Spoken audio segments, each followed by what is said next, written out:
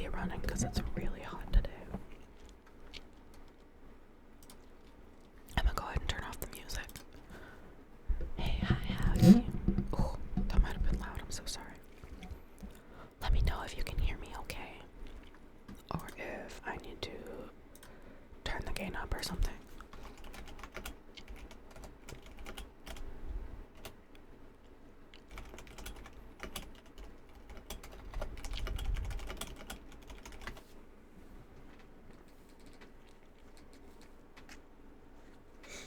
I'm also sorry it took a little bit longer than usual to get everything set up because my allergies are killing me today. And I'm really upset about it because I was trying to get my meds refilled for my allergy medication, and I guess they were still like coming from my previous doctor, which I don't understand why, because I had already like transferred all of my like medical stuff to my new doctor.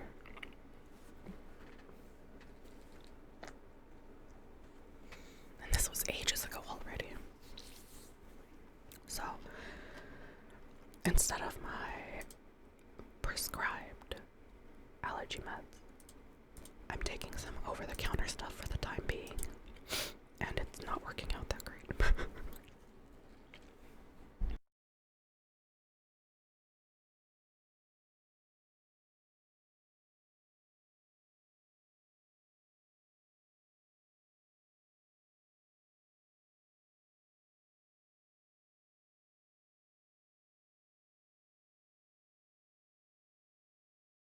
Ugh, sorry. So I apologize for interruptions and all of that, but I sent a message to my doctor's office through their website, and hopefully they can just renew my shit and I can take my allergy meds again, because this is not my favorite way to exist, you know? It's like, you know, it would be really cool if my nose could stop dripping, but I digress. I'm sorry if you can hear my hamster in the background. She is singing the water bottle song of her tiny people. I think that's pudding. Your username, sucking Tom Cruise's toes. Hello. Thank you for the follow. So today I have this magazine that I was reading last time. It's the Manga magazine. It's got Goku on it.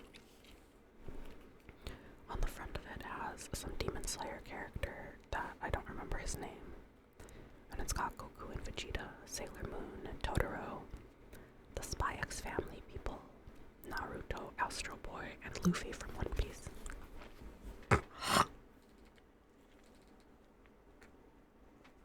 God, my allergies, please. I hope they can just stop, because my like sinuses are kind of stuffed up, and I like feel like I have to cough, and I hope that it just like, you know, calms down. But welcome. I hope that this can at least be a comfy time and we can hang out. Let me see. I already read, I think, the first few pages of this.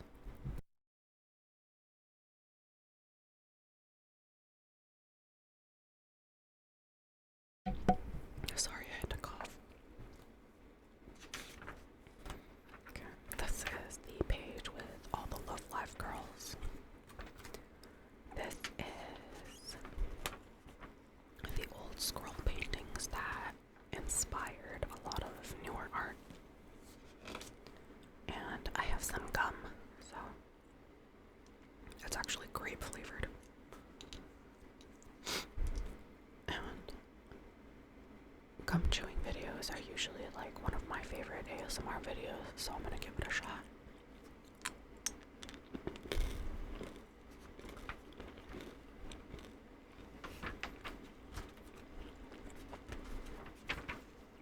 So we already read a couple of these pages.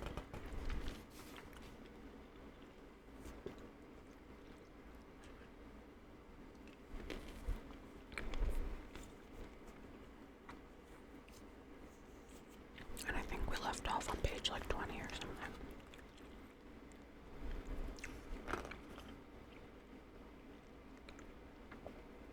Let me see here.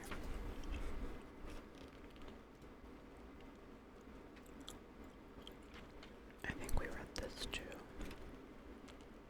Yeah, I remember this. Okay, so last time we read the first chapter.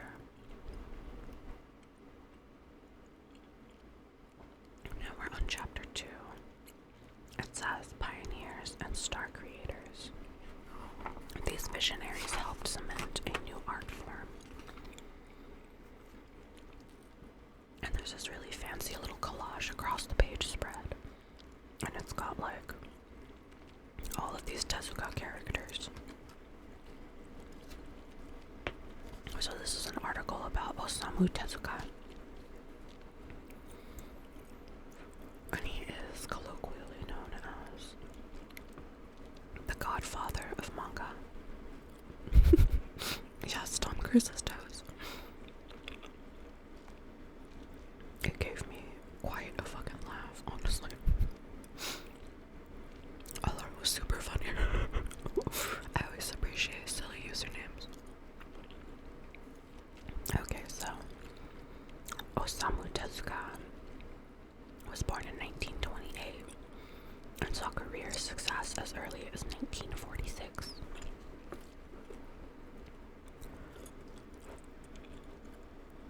This trailblazer kickstarted a global phenomenon. That's what it says. And then it reads, while the art forms that inspired the rise of manga in Japan came from many artists, the popularization of manga, especially in the West, is often attributed to just one man, Osamu Tezuka, nearly always pictured in his signature beret and round glasses. Tezuka was an icon in his own right and creator of the iconic mangas that turned a niche interest into one of Japan's largest exports. Raised with an appreciation of books and film from all over the world, Tezuka established his own way of combining influences from the East and the West, injecting his philosophies of life in a post-World War II world. Many call him... Hi, thank you for the follow. Welcome in, welcome in. Let's see. While many call him the Japanese Walt Disney, writer Helen McCarthy referred to him as Walt Disney Stanley. Jack Kirby, Tim Burton, and Carl Sagan all rolled into one incredibly prolific creator. His distinctive illustrations often went on to become television shows, many of which were translated into English and shown in America through the 1960s. Perhaps his most famous work, Astro Boy, came as a direct result of Tezuka's revelations during and immediately following World War II. He was trained as a physician during the war, but chose to dedicate his life to inspiring and reforming the next generation through his art. In a biography on Tezuka, author Phillips Brophy states that Tezuka wanted to not just heal wounded bodies, but to heal souls. Astro Boy was a perfect vehicle to do so.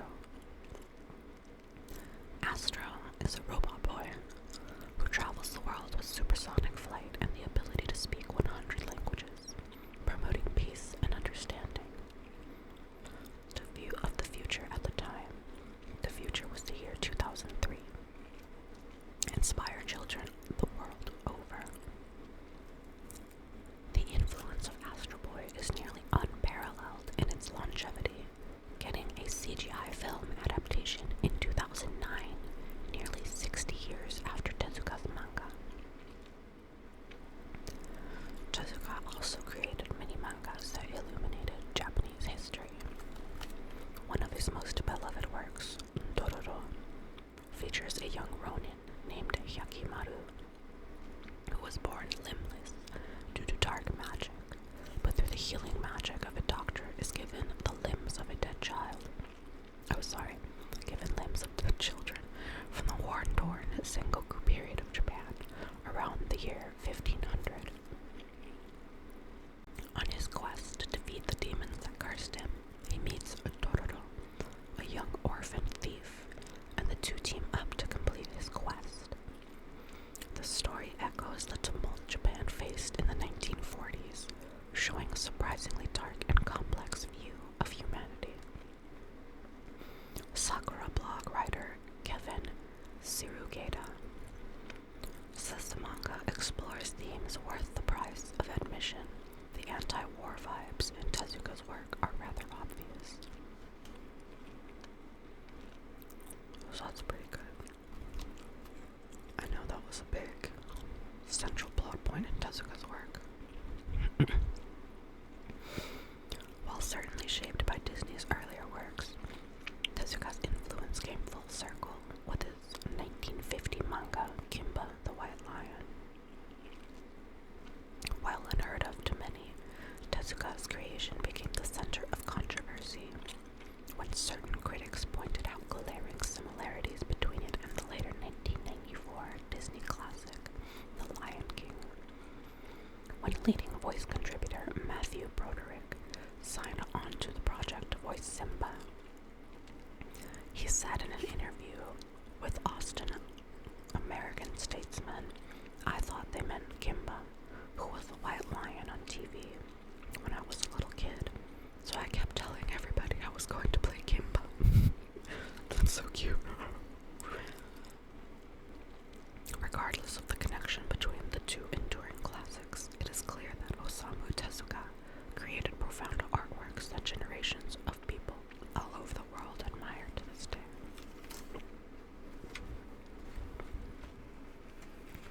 So he had a really heavy influence with Astro Boy for sure. So that was about Tezuka. Now we're here on Toriyama. So this article is titled Awesome Artists You Need to Know. We have a picture of a few of the mangas, and there's a fucked up Goku on this picture. He's like bloody and on the ground, kind of beat up. I'm like, oh, cool. Yeah, that's Goku. So it says, these innovative geniuses are some of the medium's most beloved icons. Behind every great manga is an even greater artist. The tales of the legendary storytellers who create manga are as thrilling as the series they produce. Get acquainted with some celebrity mangakas. These masters are renowned for their creative drive, their ability to entertain an international fan base, and their willingness to produce countless reams of new volumes under impossibly tight deadlines. I remember when I was a kid, I wanted to be a mangaka so bad, and my dreams were like quickly shot down. Somebody showed me like the schedule of a mangaka, and especially like some mangakas who don't have assistants and stuff like that, and I was like, oh shit, that's kind of hardcore. I don't know if I could do that. Okay, so this little snippet is about Akira Toriyama. So this says, Akira Toriyama became a household name in Japan with his successful serialized manga, Dragon Ball and Dr. Slump, both published in Japan's best-selling and long-running manga anthology, Weekly Shonen Jump. Toriyama took inspiration from Osamu Tezuka, Kung Fu films, and Walt Disney animations when crafting the mega-hit Dragon Ball, which was published from 1984 to 1995. The manga stars Son Goku, who uses his extraordinary strength to locate 7 mystical Dragon Balls, which will summon a wish-granting dragon when gathered together.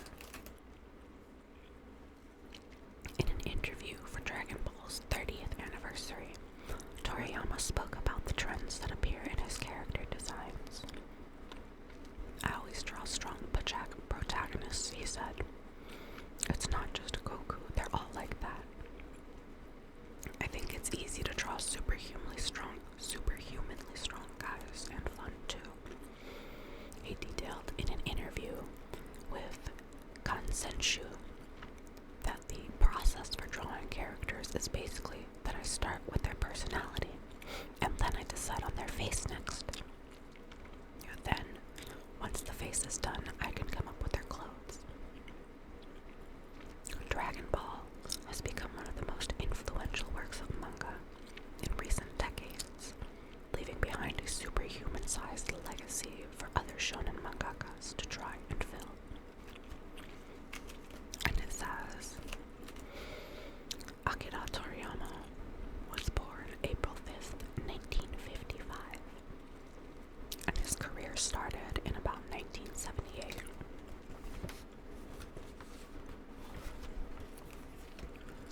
Now, this next article is about a very influential artist that is very near and dear to my heart. And I was always a huge Rumiko Takahashi fan.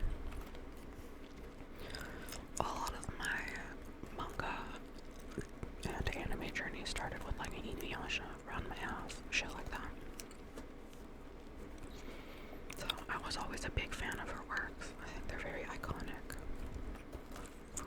So for Rumiko Takahashi, it says, this artist's extensive career began in 1978 with Urusei Yatsura, a mythological science fiction series. Urusei Yatsura is a title I'd been dreaming about since I was very young. Rumiko Takahashi said in an interview with Viz Media, I love science fiction because sci-fi has tremendous flexibility. Her later series, Ranma Half, the gender-bending story of a boy who changes into a girl and back again after falling into a magic spring, was Takahashi's next smash hit, serialized in Weekly Shonen Sunday for a total of 38 compiled volumes. In 1995, Takahashi became a member of an exclusively successful club. As one of the few manga artists to ever sell more than 100 million copies of her compiled works. During the latter half of the 1990s, the illustrator continued with short stories and began her next major work, Inuyasha. Hi, Nichols! I was just thinking about you. Welcome. Let's see. Oh, here we go. During the latter half of the 1990s, the illustrator continued with short stories and began her next major work, Inuyasha. Unlike the majority of her projects, Inuyasha features a darker tone, and having been serialized in Weekly Shonen Sunday from 1996 to 2008, is her longest series to date. And it says, Takahashi was born October 10th, 1957, and her career started in 1978. Okay. Our next prolific artist is Hirohiko Araki. Making his debut as a mangaka in 1980, Hirohiko Araki released his first story, Poker Under Arms, which won him a Tezuka Award. 7 years later, Araki created his magnum opus, JoJo's Bizarre Adventure. It became the illustrator's most famous manga and has sold over 120 million volumes. Manga critic Jason Thompson described Araki's style for Anime News Network as largely based on his funky backgrounds, his love of narration, his taste for the grotesque, and his love of the colors blue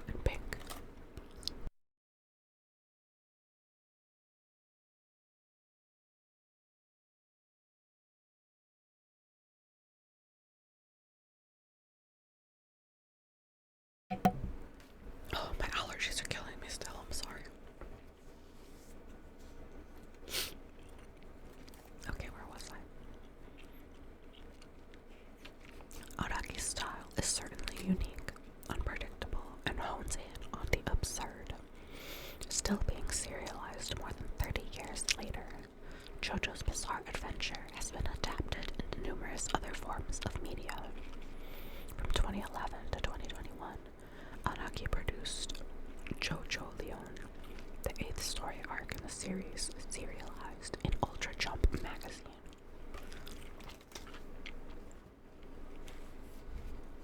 And it looks like he was born June 7th, 1960, and his career started in 1980. He was only 20 years old. That's crazy. Okay. This is page 28. Nicole says, I drank too much cola and I keep burping.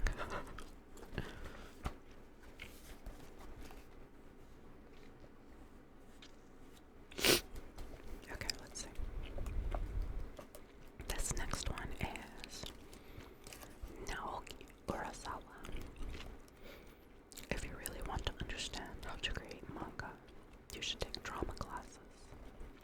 And this was Naoki Urasawa's quote to J Generation.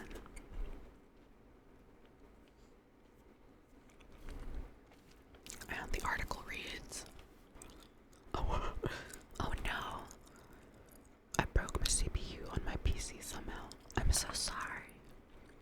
Computer parts are so expensive to replace. Okay. And the article reads, Naoki Urasawa drew his first manga at the age of 4.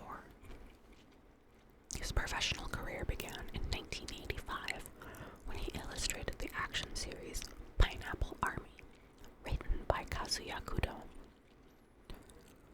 Urasawa developed his own personal style with the thriller Monster, which was his first series to receive international acclaim and success. Urasawa's work can be described as realistic or directorially based, with cinematic panel layouts. In an interview with David Cerrone of J Generation, Urasawa related his approach to crafting manga as similar to storyboarding a movie. However, he made clear that he preferred the artistry of manga to filmmaking.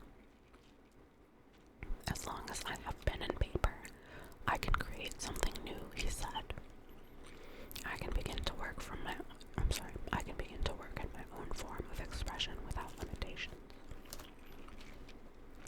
After Monster, his success continued with the science fiction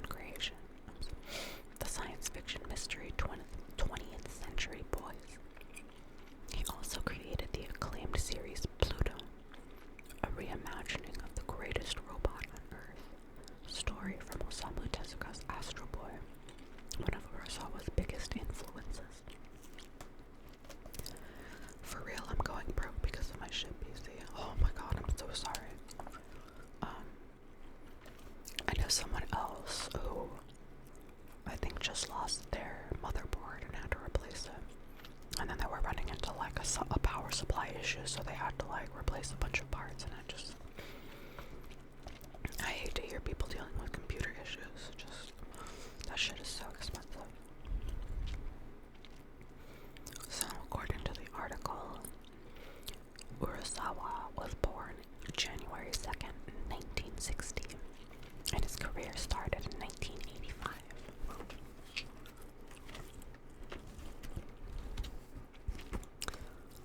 Here's one that we definitely all know. I say that like we don't know Tezuka and like Takahashi and shit. Okay. So this article is about Junji Ito. And it says, the horror mangaka Junji Ito has created a number of notable works, including Tomi, a series chronicling an immortal girl who drives her admirers to madness, Uzumaki, a 3-volume series set in a town obsessed with spirals, and Gyo, a 2-volume story in which fish are controlled by a strain of sentient bacteria called the Death Stench. Ito has been inspired by body horror since childhood. it says Ito has been inspired by horror since childhood. He considers the occult horror films of the 1970s that featured Dracula and Frankenstein, as well as period dramas of ghosts, to have shaped his artistic tastes. Ito's work consists of many subgenres of horror, mainly focusing on body horror and cosmic horror. The human mind is the scariest part of oneself, Ito told Viz Media about his focus on body horror. When the body manifests those fears, the body becomes the scariest part, so I drew a lot of transformations. Other prevalent themes included on Ito's canon are the relationship of predator to prey, loss of humanity, and obsession. The universe Ito depicts is cruel and capricious. His characters often find themselves victims of malevolent, unnatural circumstances. He takes inspiration from his own fears as well, including death, war, insects, and being watched. Alicia, I have to go to my mom and see you. Okie dokie, thank you for stopping by. It's always great to see you. I'll see you next time. Let's see. Junji Ito was born July 31st, 1963, when his career started in 1978.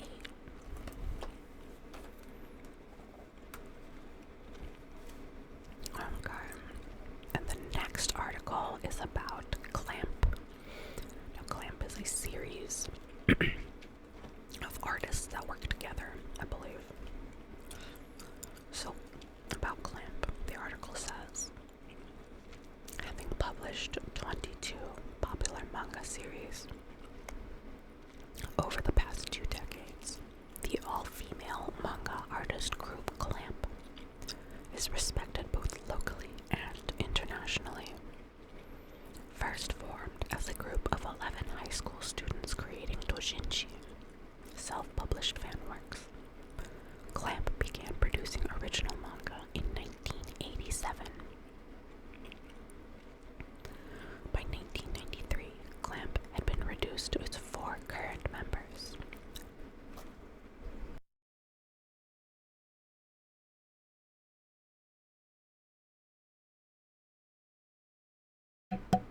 Sorry about that. I had to cough. Let's see. So it's 4 members at the time being are Nanase Okawa, Mokona Ababa, Tsubaki Nekoi, and Satsuki Igarashi.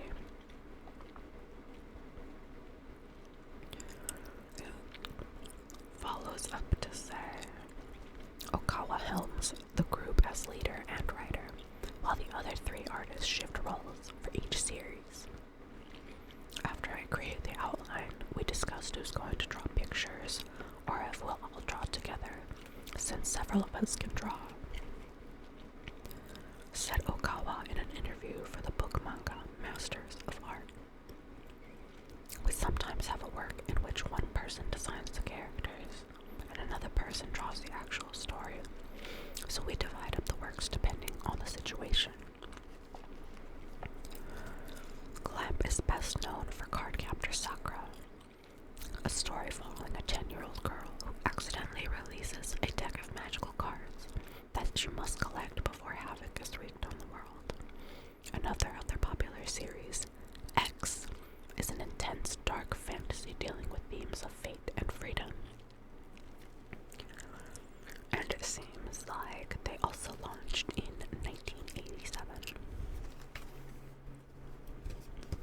It doesn't have any of the creators' birthdays here, which I think is kind of interesting.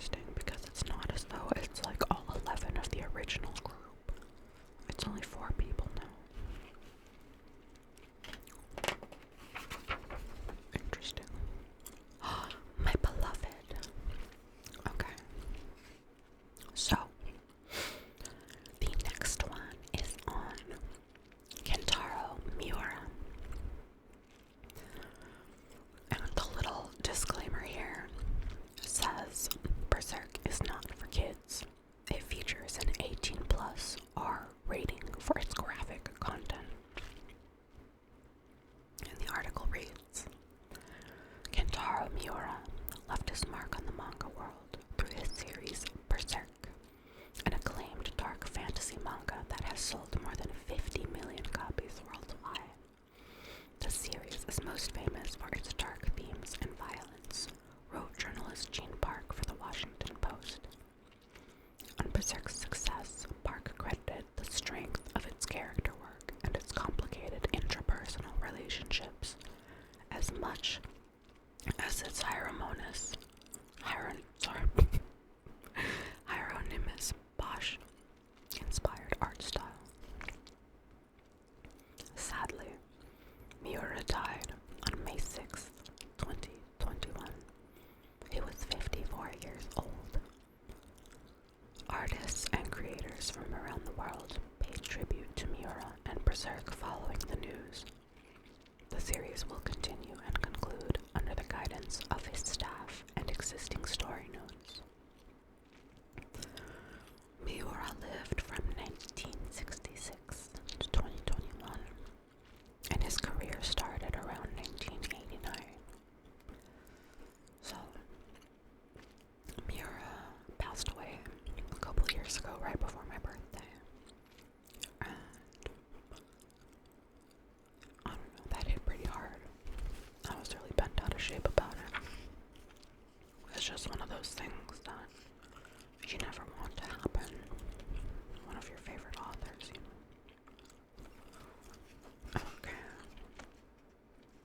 And the next one's also very, very well known. We have Yoshihiro Togashi. And it says Hunter x Hunter and Yu Yu Hakusho, two long-running serialized manga published over several decades, cemented Yoshihiro Togashi's relevance and celebrity as the mangaka. Yu Yu Hakusho, based in Togashi's interests in the occult and horror films, follow Yusuke Urameshi, an underworld detective. The manga, which lasted 175 chapters from 1990 to 1994, went on to sell more than 50 million copies worldwide. And for Hunter x Hunter, an action-adventure manga began serialization in 1998. It also achieved commercial success, with the first 20 volumes selling nearly 55 million copies in Japan as of 2011. Hunter x Hunter is known for having long and distinguishable story arcs that span genre and setting. Writing for Anime News Network, Jason Thompson said, One of the problems with summarizing Hunter x Hunter is that it's like every shonen manga in one. It's as if whenever Togashi gets tired, he simply changes Hunter x Hunter into a different manga. That's really interesting. I've never actually read Hunter x Hunter. And it says, Togashi was born on April 27th, 1966, and his career started in 1990.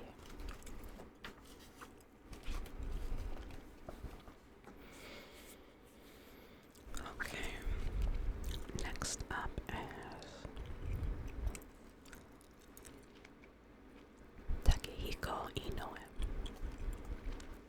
Known for his detailed line art and unmatched ability to depict physicality, Takehiko Inoue found fame with his manga Slam Dunk, a series about a fictional high school basketball team. It was published in Weekly Shonen Jump from 1990 to 1996 and has sold over 170 million copies worldwide. In 1995, it received the 40th annual Shogakukan Manga Award for Shonen Manga. And in 2009, it ranked first in Japan's Media Arts 100 poll for manga series.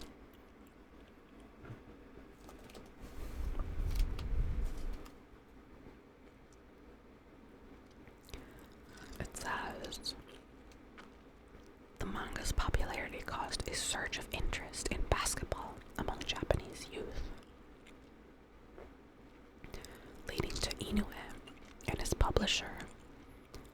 Shueisha, creating the Slam Dunk Scholarship Program in 2006. I wanted to promote basketball in Japan, since its future is in the hands of today's youth. Inoue said in an interview with Shueisha. He even received commendation from the Japan Basketball Association for helping popularize the sport in the country. Wow, that's really cool. Imagine being such an influence on sports. That's kind of neat. And it continues. Inoue's next hit series was Vagabond, a samurai story centered around historical figure Miyamoto Musashi. Still ongoing, Inoue has adapted much of the story from fictionalized accounts of Musashi from the historical novelist Eiichi Yoshikawa. I remembered being interested in Slam Dunk, but I think I didn't really vibe with any of the character designs that much.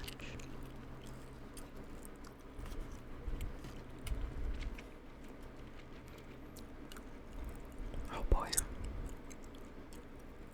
Let me see what this article is about. It says, the life of a successful manga series. What starts out as drawing on a page can end up on store shelves and on a TV and film screens worldwide.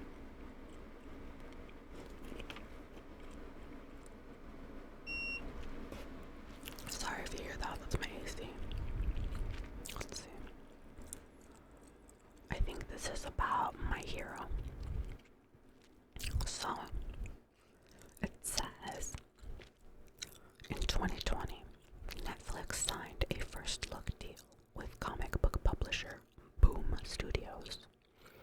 Essentially, Netflix would have first dibs on adapting any Boom comics from the page to the screen. While North American producers are now starting to realize the power of comic books, Japan long understood that manga can be a whole lot more than just drawings on paper. Over the last 40 years, hundreds of manga have led to success and acclaim with TV adaptations, merchandise deals, and more. Over time, we have seen a pattern to how manga become worldwide sensations. Let's take a look at My Hero Academia as an example. And then there's a little snippet down here that says, in the world of My Hero Academia, superpowers are commonplace. 80% of people have one. And then it has all these little tidbits. And the first one says, become serialized in a popular magazine. One way to quickly build an audience is to publish a new manga story in a popular serialized manga magazine. My Hero Academia began serialization in a weekly Shonen Jump magazine in July 2014 and quickly began ranking in the magazine's top 5 most popular series. Seeing its immediate and sustained popularity, Viz Media announced in 2015 that they would officially translate the series into English for release in the Viz Shonen Jump magazine. The next little bit says, boast big individual sales numbers. Many readers discover new series with manga magazines such as Shonen Jump, but the most popular series sell well outside of magazines. Standalone volumes of My Hero Academia appeared on bookstore shelves in Japanese in 2014 and English in 2015. The English versions ranked in the New York Times bestsellers list upon release in 2015.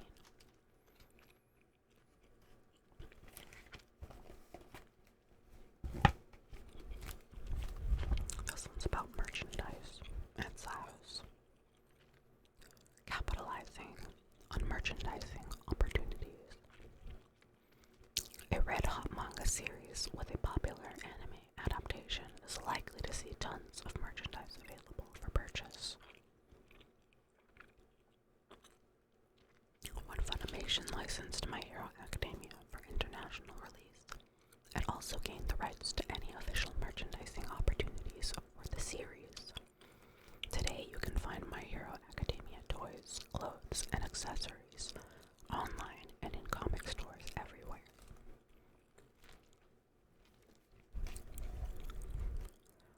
My Hero Academia has a huge cast of characters, many of them more popular than the hero Deku. It says, secure an anime series adaptation. When a manga series is popular enough, it is often greenlit for an anime adaptation, allowing it to find new audiences. Oh, I think I was supposed to read that before the merchandise opportunity. My bad. The way this is laid out is a little bit odd. Okay, so before you capitalize on merchandising opportunities, obviously you have to have a successful anime series, right?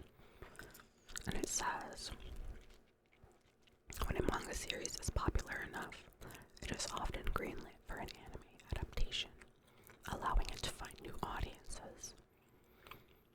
My Hero Academia was greenlit for adaptation in 2015, with the anime airing in 2016. Funimation licensed the series for an English release and distributed it on home media in 2017. My Hero Academia premiered on North American television in 2018 on Adult Swim's Toonami programming block.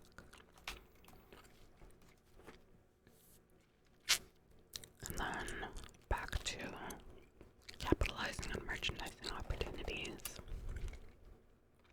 After that, it says, spawn a spin-off series. Many successful manga series spawn sequels and spin-offs based on the original work.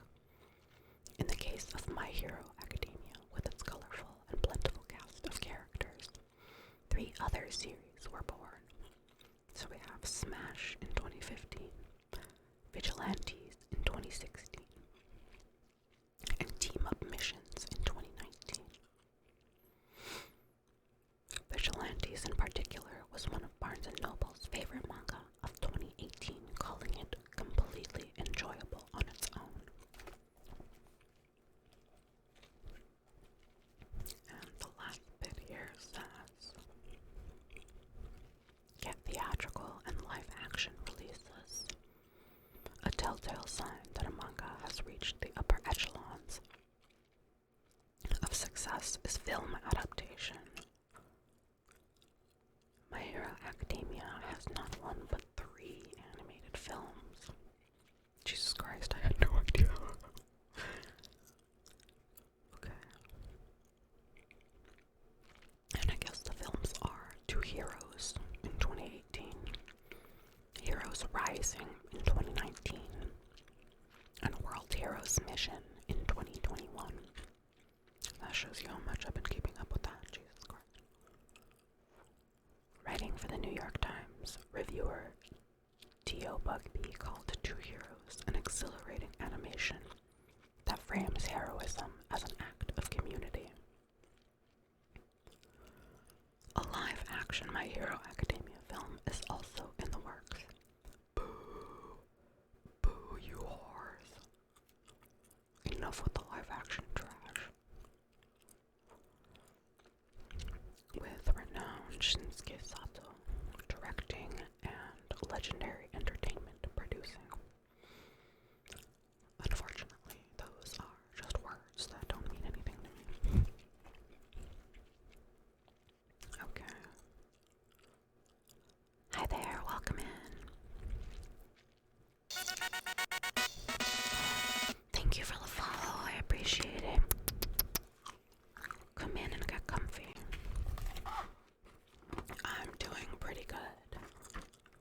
We just finished up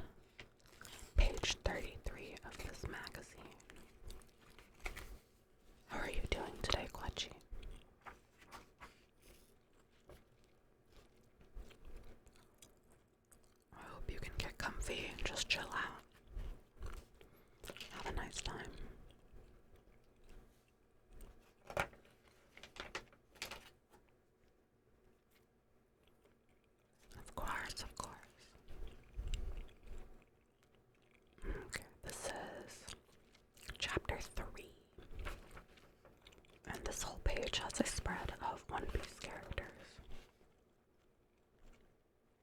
And it says here in the corner, One Piece is the most popular manga ever and has a huge cast of characters. Okay. So on page 36, it says going global. TV translations and theatrical releases expand anime's reach. So over here, it says, while Western animation became a regular part of theatrical release schedules as early as the 1960s, Japanese anime had a tougher time growing to the same level of popularity in America. This trend started to change in the 1980s as new anime made an older, more global audience came to prominence. One of the first hit series designed specifically for American audiences was 1985's Robotech. While most anime shows released one new episode per week in Japan, American animated shows generally released 5 episodes per week. Jesus Christ. This made it difficult for anime programs to get syndicated on American networks. Oh, I give you a hug, I give you kisses too. Let me see. Your favorite One Piece character is Boa Hancock. Let me see. Oh, this pretty lady. Yeah. The Pirate Empress. I think my friend has a really pretty statue of this lady. I like her whole look. She's very, powerful but casual, and I appreciate that. I think my favorite One Piece character is Zoro, because I'm a basic bitch, you know. She's 6'3". Oh, that's awesome. She's tall as hell. I definitely gotta read more One Piece. I'm not sure if I've read the most recent. I really am only familiar with, the older stuff when it used to air on, Toonami. Yes, another Zoro lover. I appreciate you. I love Zoro. I also really like Sanji, but Zoro's number 1 in my heart. Okay, and the rest of this was saying, to fit the release schedule and volume, Robotech was actually created out of 3 similar but distinct Japanese shows. The final product remains a unique story of robotic advancement and extraterrestrial wars centered on the mysterious energy source called the protoculture. The Anime Review called the show one of the most important landmarks in the history of anime coming to America. Oh no.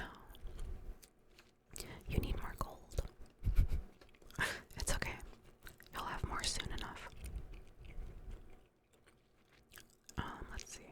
The rest of this says, the 1980s also saw the rise of anime theatrical releases, departing from weekly or daily television installments allowed for the art form to grow and evolve, with anime films utilizing newer computer-generated animation.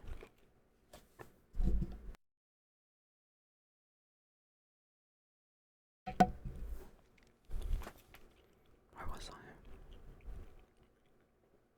Here we go. Anime films also allowed artists to cater more openly to adult audiences. The 1988 film Akira is widely regarded as the dawn of a new age for anime across the world, and one of the most important animated films ever made. Top critics on Rotten Tomatoes regularly give the film credit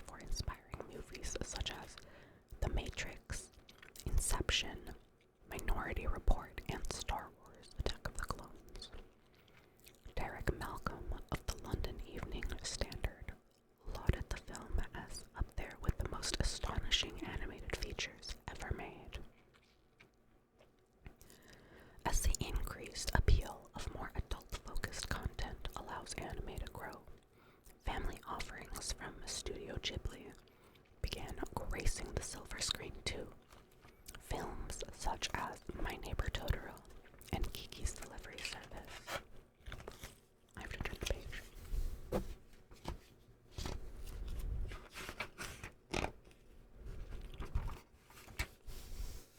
Here we go. It says Kiki's Delivery Service brought the style of anime to a new generation of families, with groups such as Flickchart listing them as some of the best anime movies of the 1980s. And I'm sorry for the fan noise in the background. That's my air conditioning. And it's been really hot. I'm sorry. Let's see. The film's director and animator, Hayao Miyazaki, is still considered a master world builder by critics and casual viewers all over the world. Another major studio that adapted manga and popularized anime around the world was Toei Animation. Originally founded in 1948 by animators Kenzo Masaoka and Senjiro Yamamoto, the company renamed itself over the years and has worked with some of the industry's biggest titles, including Sailor Moon, Dragon Ball, and One Piece. One of the biggest successes for Toei Animation was the show One Piece, now considered a classic among anime fans. The story centers around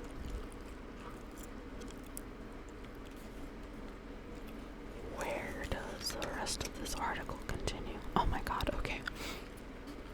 On the next page. But there was still like one whole other page that had other stuff on it. So I guess we'll come back to that. Okay. Follows a young pirate named Luffy. Luffy is a boy allured to the seaward life by the adventure and mystery of traditional pirates wearing eye patches. He is a good-hearted guy and not interested in looting or pillaging like pirates of real-world history. Luffy, as well as the other pirates that make up the show's entertaining cast, are all after the coveted and elusive One Piece treasure, after which the show is named. The story about a scrappy young man in a seedy yet fantastical world, doing morally questionable things with pure intentions, is similar to other classics such as Cowboy Bebop.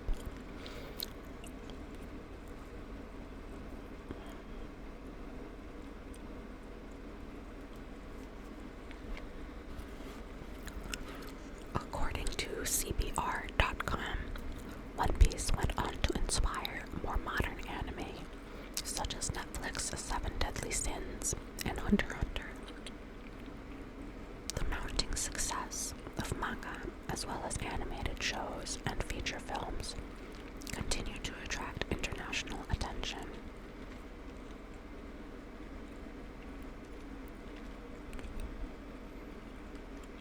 Oh, there's a Joltik in the chat for anyone that wants one.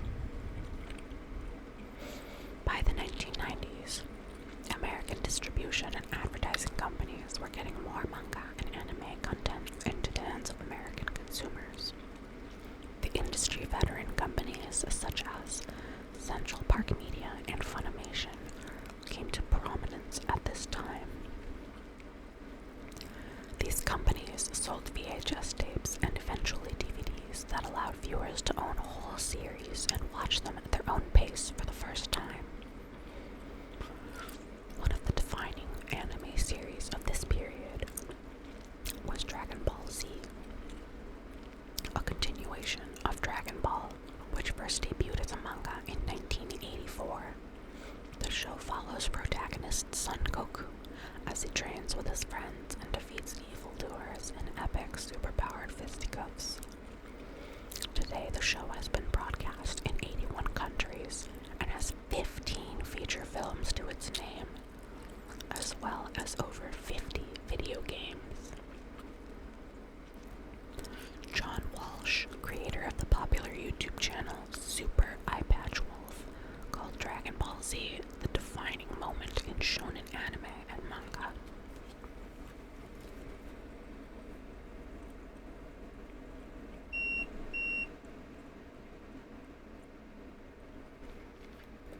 Okay, hopefully that calms down a little bit.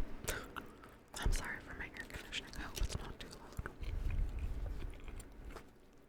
Okay, so the previous page that had confused me a bit says it's about translation woes. As anime shows and movies became more popular and available in the US, a major question started to bubble to the surface: translation. For about as long as anime has been watched, fans, both casual and diehard, have debated whether to watch anime in Japanese with subtitles or English voice acted post-production. In the earlier days, so it's basically sub or dub, in the earlier days of anime's popularity in America, many audiences weren't actually given any choice between subs and dubs, while theatrical screenings of anime films, especially at independent theaters, would sometimes show the film in Japanese with English subtitles. Television anime almost exclusively aired with English dubs. Moreover, as Lisa Marie Cooper from Right Stuff Anime remarks, some titles were only available to own dubbed into English, as sales generally favored dubs. Despite increasing demand and plenty of monetary opportunity to be had, English dubs were often rushed or done with very small budgets. Even for big series, this led to sloppy final products with poorly timed or mistranslated lines. Early on in the history of the venerable Studio Ghibli, Hayao Miyazaki expressed his discontent with many Japanese to English dubs of anime films, and went on to sign an exclusive deal with Disney to dub and distribute his films. One of the first truly successful dubs may have come from Studio Ghibli's 1997 film, Princess Mononoke. Miramax Films handled the process and hired author Neil Gaiman to write the English version of the script. However, it became clear during the process that creative differences would inevitably arise from the process of translation itself. According to Steve Albert, who worked with Studio Ghibli on English translations and wrote a memoir of his experience, some of these differences were unavoidable. In his memoir, he asked and explored the question, what exactly is a proper translation? There are some Japanese phrases that simply don't have direct translations into English.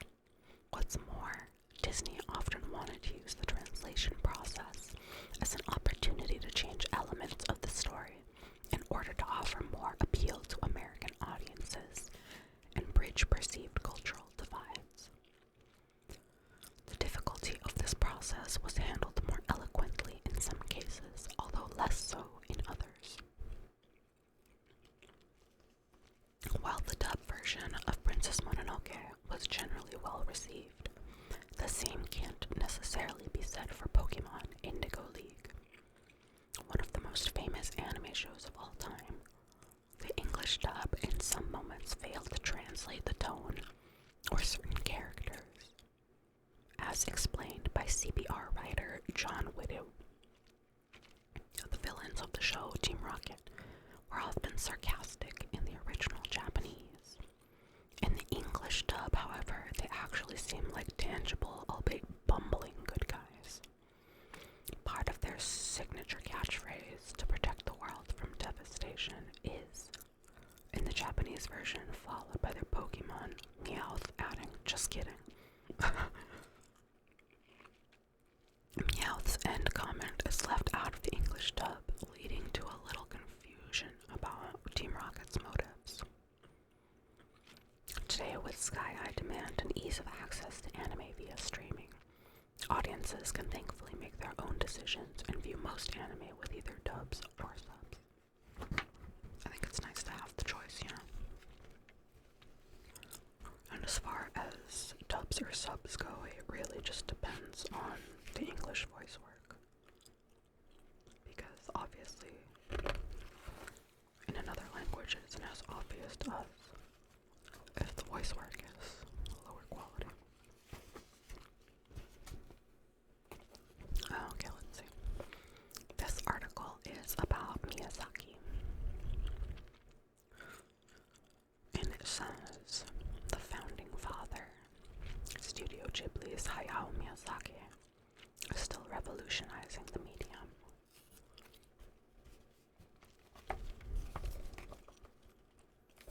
I got good voice work. What do you mean?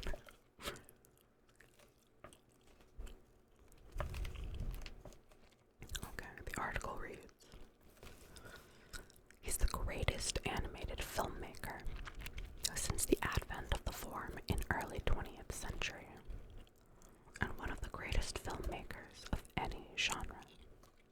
You were so relaxed you fell asleep. Just take a little nap. Have some relaxation.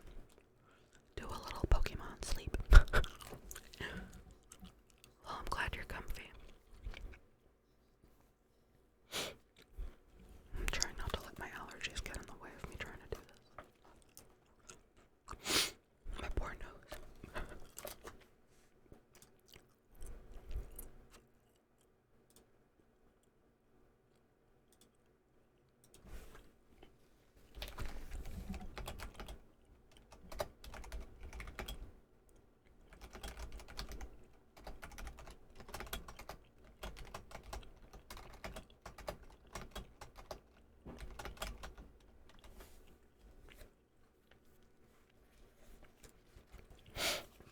Okay.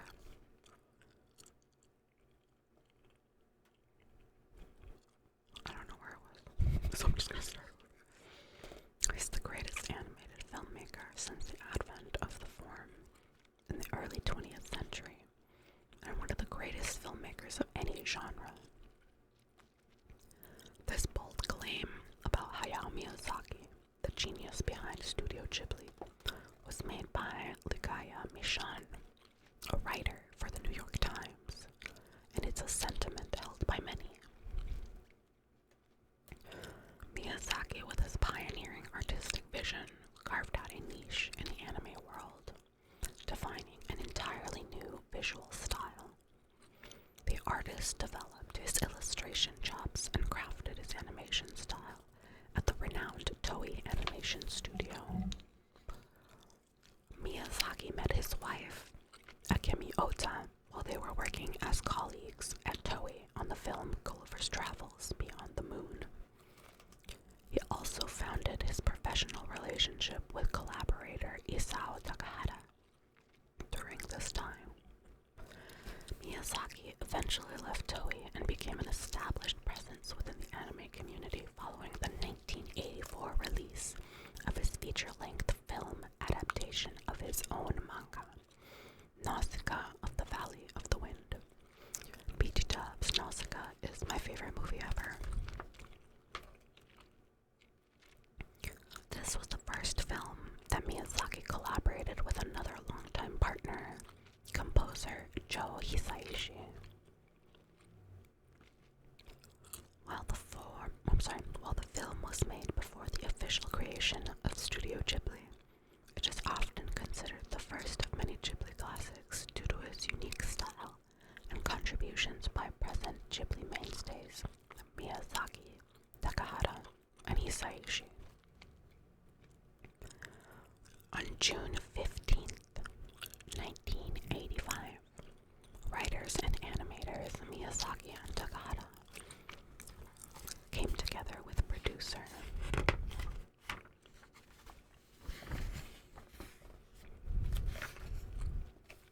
Toshio Suzuki to establish Studio Ghibli. The inaugural film, officially released under this new production studio,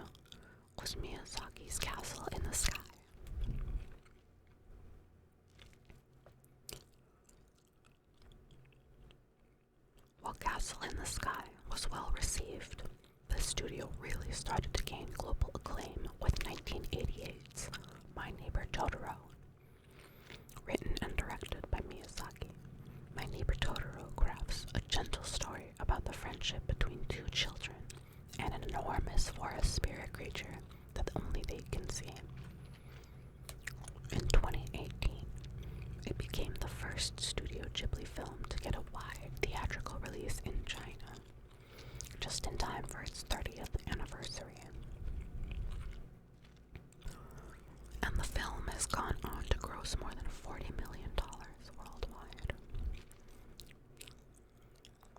Another standout Studio Ghibli film of the 1980s was Grave of the Fireflies. Directed by Takahata, Studio Ghibli's other major director. The film is an adaptation of a 1967 short story by Akiyuki Nosaka. It follows two children left homeless in the wake of an air raid. Grave of the Fireflies digs into Takahata's own harrowing World War II memories.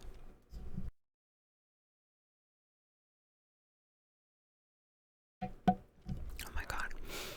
I keep having to mute because I have to burp. Because gum makes me burp. Welcome back. How's the art going? Feel free to send me warps in progress. What was I saying? Okay, here. While the film wasn't a commercial success, it helped to promote Studio Ghibli's versatility as both a purveyor of sunny childhood fantasies. I'm okay, I was struggling with my legs. It's the piece where we're both smoking. Let's fucking go.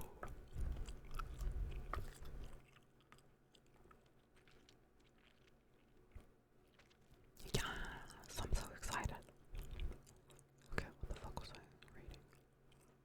While the film wasn't a commercial success, it helped to promote Studio Ghibli's versatility as both a purveyor of sunny childhood fantasies and universally engaging stories about the light and dark of humanity. Who knew City Leggy's hard? It's coming along though. Yeah, drawing crossed legs and shit is like, oh my god. What is foreshortening? What are knees? Anatomy fucking sucks. The rest of this says, in 1996, the Walt Disney Company sought to capitalize on the multifaceted stories Studio Ghibli produced. The companies formed a partnership wherein Walt Disney Studios would be the sole international distributor for all Studio Ghibli animated films. This deal came as a result of Miyazaki's dismay at the lack of quality in the English dubbed versions of his films conducted by Streamline Pictures. Under this agreement, Disney agreed to finance 10% of the studio's production costs as well as redub Miyazaki's films. Sorry, I think that's my phone ringing. You can hear the buzzing, I'm so sorry. Under this agreement, Disney agreed to finance 10% of the studio's production costs as well as redub Miyazaki's films that had been disappointingly handled by Streamline. The addition of Disney's budgetary contribution and its use of American celebrity casts for English overdubs helped draw in Western audiences. This marketing tactic started as early as the release of Princess Mononoke in 1997, an ecological epic whose titular character, a human raised by wolves, first appears sucking blood out of a wound in her mother's side. It features an English dub cast led by Billy Crudup as film protagonist Ashitaka.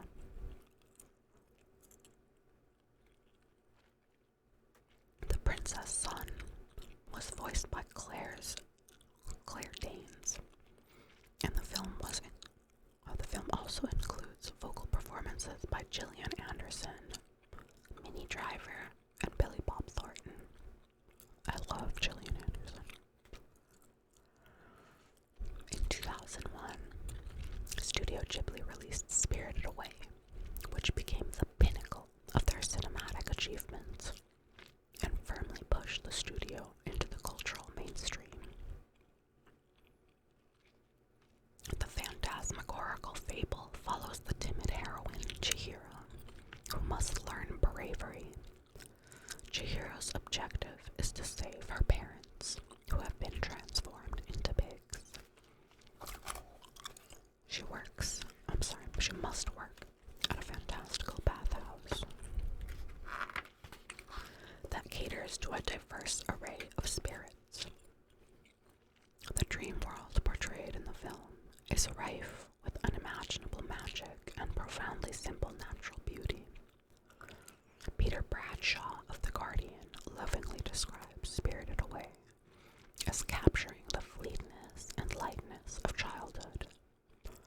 2 decades later, Spirited Away arguably remains Studio Ghibli's most recognized and celebrated film, winning the Academy Award for Best Animated Feature in 2003 and grossing more than $380 million worldwide.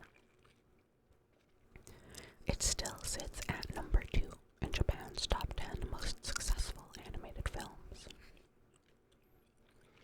As animation technology developed following the turn of the 21st century, studios were inclined to utilize more cost and time-effective methods of computer animation.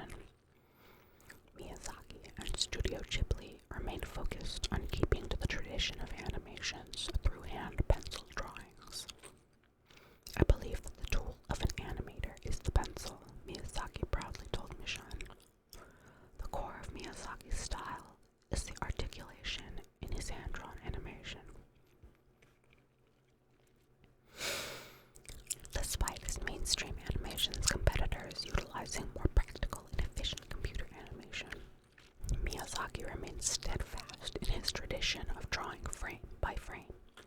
His attention to detail and superhuman patience delivered films of unwavering quality, despite the changing tools of the animation world.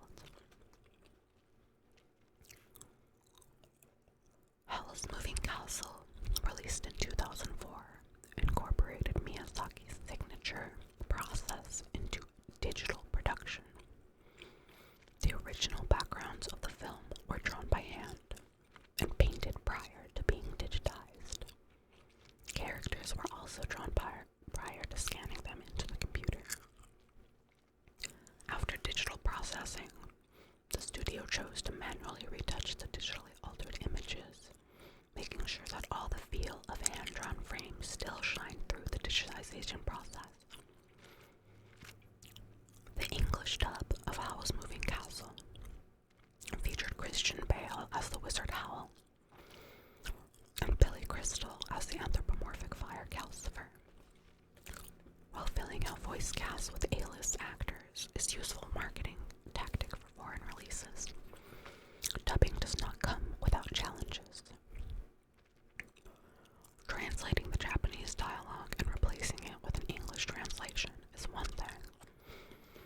Making sure the spoken English lines match the actions and reactions of characters and scenes is the real challenge, requiring much time and work. Another of the many obstacles anime-style films face on the world stage is simply overcoming cultural barriers and the trepidation of non-Japanese audiences to watch things that feel foreign. In a DVD extra for the English version of Howl's Moving Castle, dialogue director Pete Docter discussed how the screenwriters were taking the original Japanese and trying to make it controversial and real and truthful while maintaining the integrity of the original. Regardless of whether viewers watch Miyazaki's films in the original Japanese or the English dubbed versions, they will witness thrilling adventures in which Studio Ghibli takes a lot of pride. Miyazaki Miyazaki's visual style brims with bright detail and a palette of saturated colors. Expressive, fantastical characters delight and enchant, setting the scene time and time again. So this next little article right here is about him being like the worst at retiring. So it's titled The Reluctant Retiree. And it says, Hayao Miyazaki, despite his reign as one of the greatest animators since the advent of the industry, has never sought the spotlight. Instead, Miyazaki often refuses to do interviews and has repeatedly announced his retirement from animation and the film works. So, the first announcement came in 1998, but was abruptly ended 1 year later when Miyazaki returned to Studio Ghibli with the plans for Spirited Away. The film won the 2003 Academy Award for Best Animated Feature, and is the only film outside the West to ever do so. After Spirited Away's major success, Miyazaki completed a string of movies, culminating in his seemingly final 2013 effort, The Wind Rises. The film depicts the most true story of the designer of the Zero fighter plane, Jiro Horikoshi. Horikoshi opposed World War II and is portrayed by Miyazaki as reluctant to see the beautiful machines he's created deployed as tools for killing. The Wind Rises is a tribute to Japan's history, a love letter to creators as well as visual love letter to flying, instilled in Miyazaki from an early age by his parents. The animator's announcement that this would be his last film, having directed 11 features in 34 years, was taken seriously. Studio Ghibli subsequently shut down its production department. But years later, in 2016, on July of 2016, Miyazaki decided to break his retirement and commence animation for his next project. As a result, Studio Ghibli reopened with many past collaborators working on the new film. In October 2017, Studio Ghibli announced the project would be titled How Do You Live? Miyazaki, now 82, refuses to share much about the forthcoming film beyond the fact that it is based on a 1937 novel by Genzaburo Yoshino. The story concerns a playful 15-year-old boy in Tokyo whose father has recently died. Miyazaki stated that the film was not to be expected anytime soon. As of October 2019, the film was confirmed to be 15% complete. In May of 2020, producer Toshio Suzuki told Entertainment Weekly, "We have 60 animators, but we are only able to come up with 1 minute of animation in a month. After 3 years of production, only 36 minutes of the film had been completed," Suzuki elaborated. "We are still hand drawing everything, but it takes us more time to complete a film because we're drawing more frames. The film, which is sure to delight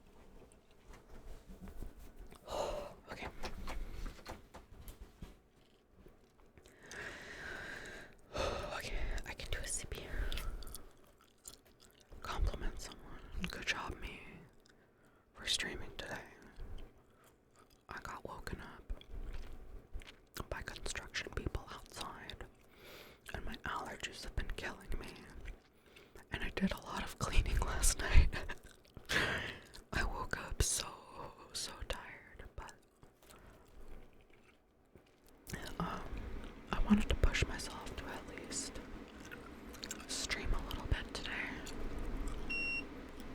And if my AC could chill the fuck out, that would be fantastic.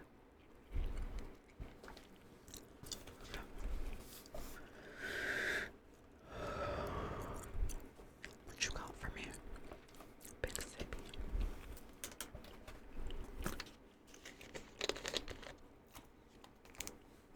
Take my gum out so I don't fucking swallow it.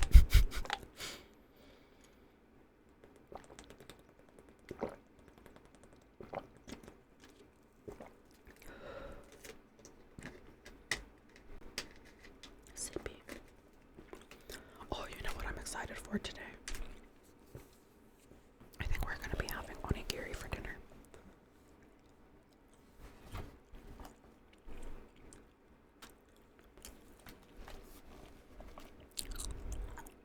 Okay. This article is titled. Oh, you want me to add a hamster too? Hold on. I add a hamster.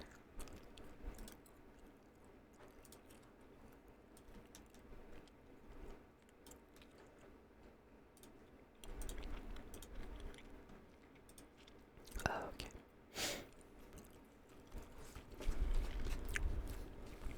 So this one is a draw at the box office, and it has like Akira, Ghost in the Shell, Pokemon, the Broly movie, and Spirited Away. So this says, these days when you see an animated film listed at the top of the box office, it's not a surprise. Titans such as Disney's Frozen are some of the highest grossing movies ever made. While Disney has been releasing hit animated films since the 1930s, the anime genre took a little longer to break into the mainstream. Many historians, critics, and journalists credit the rise of anime films to 1988's Akira. The most expensive anime movie of its time, Akira exploded internationally and served as many Westerners' first exposure to the genre. Writing for the Washington Post, reporter Hao Chu cited Akira's adult tone and political setting as crucial to its box office success. There's an Absol in the chat.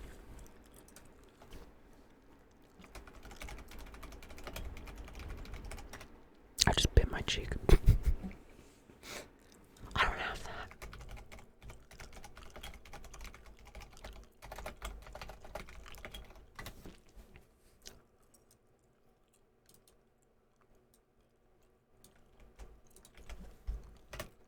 Okay, let's try that again. Okay.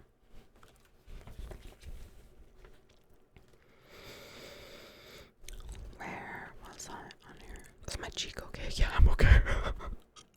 I'm always biting my fucking mouth. Okay, I think I was right here. It says the frenetic cyberpunk anime showed that cartoons across cultures could address larger social issues. Akira was hugely influential in the decades to come.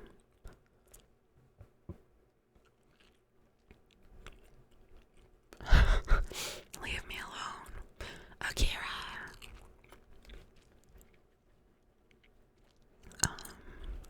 Within anime itself, films such as 1995's Ghost in the Shell and shows such as 2004's Elfen Lied took liberally from Akira. Outside of anime,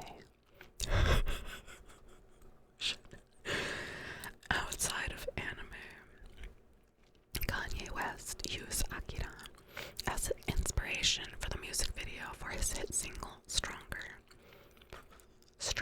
Stranger Things directors Matt and Ross Duffer, the Duffer brothers, cited Akira as a major influence during a 2017 interview with The Daily Beast.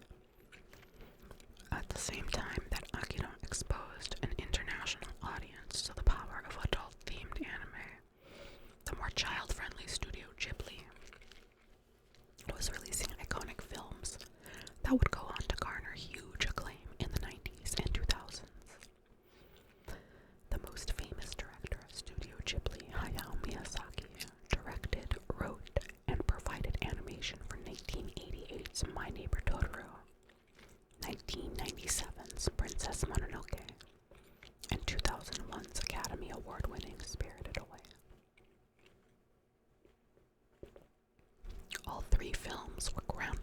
works of anime that shattered box office records and cemented international demand for theatrical anime films.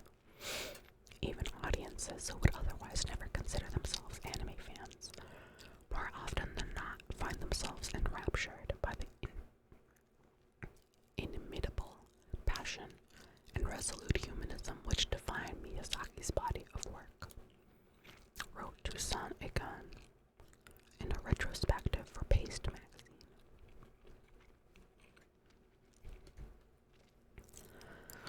With anime feature films becoming more and more commonplace, huge franchises jumped aboard the film trend, the most notable being 1998's Pokemon, the first movie, capitalizing on the popularity of the Pokemon games and anime TV show. Pokemon, the first movie, went on to gross over 170 million worldwide, with nearly half of its earnings coming from outside of Japan. Wow, I didn't catch the fucking thing. That's so fake. I have not made a Pokemon catch in forever. Pokemon, the first movie, was incredible. It was. I love that shit.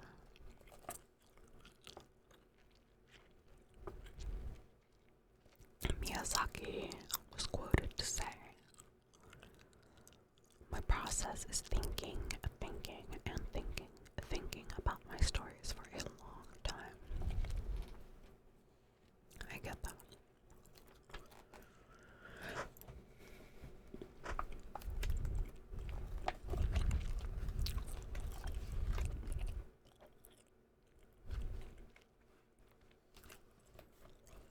Let me see, where was I?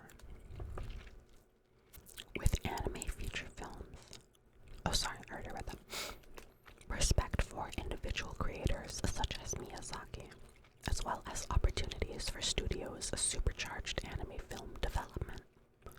The next generation of star directors produced some of the most distinct and profitable anime films ever. Titles such as 2006's Paprika, 2012's Wolf Children, and 2016's Your Name.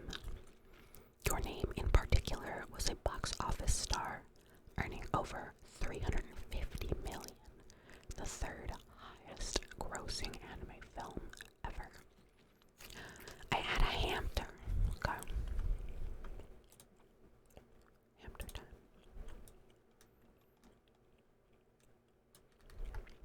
Yes.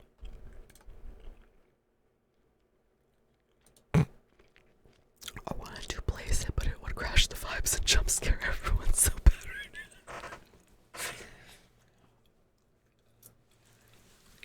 Blaze It is a little bit loud just because of the redeem that it is. Like, it's meant to be like a big blast, Blaze It. So I totally get that. If you want to, I guess I can't stop you.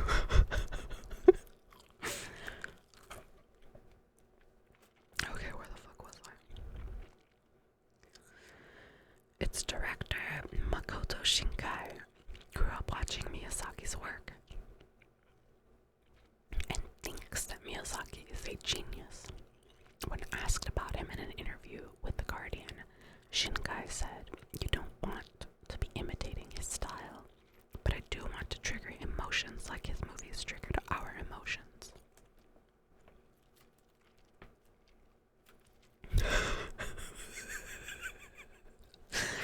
I don't want to bring screaming into the quiet zone. That got my popsicle sticks put on the bad board at school. Well, don't worry.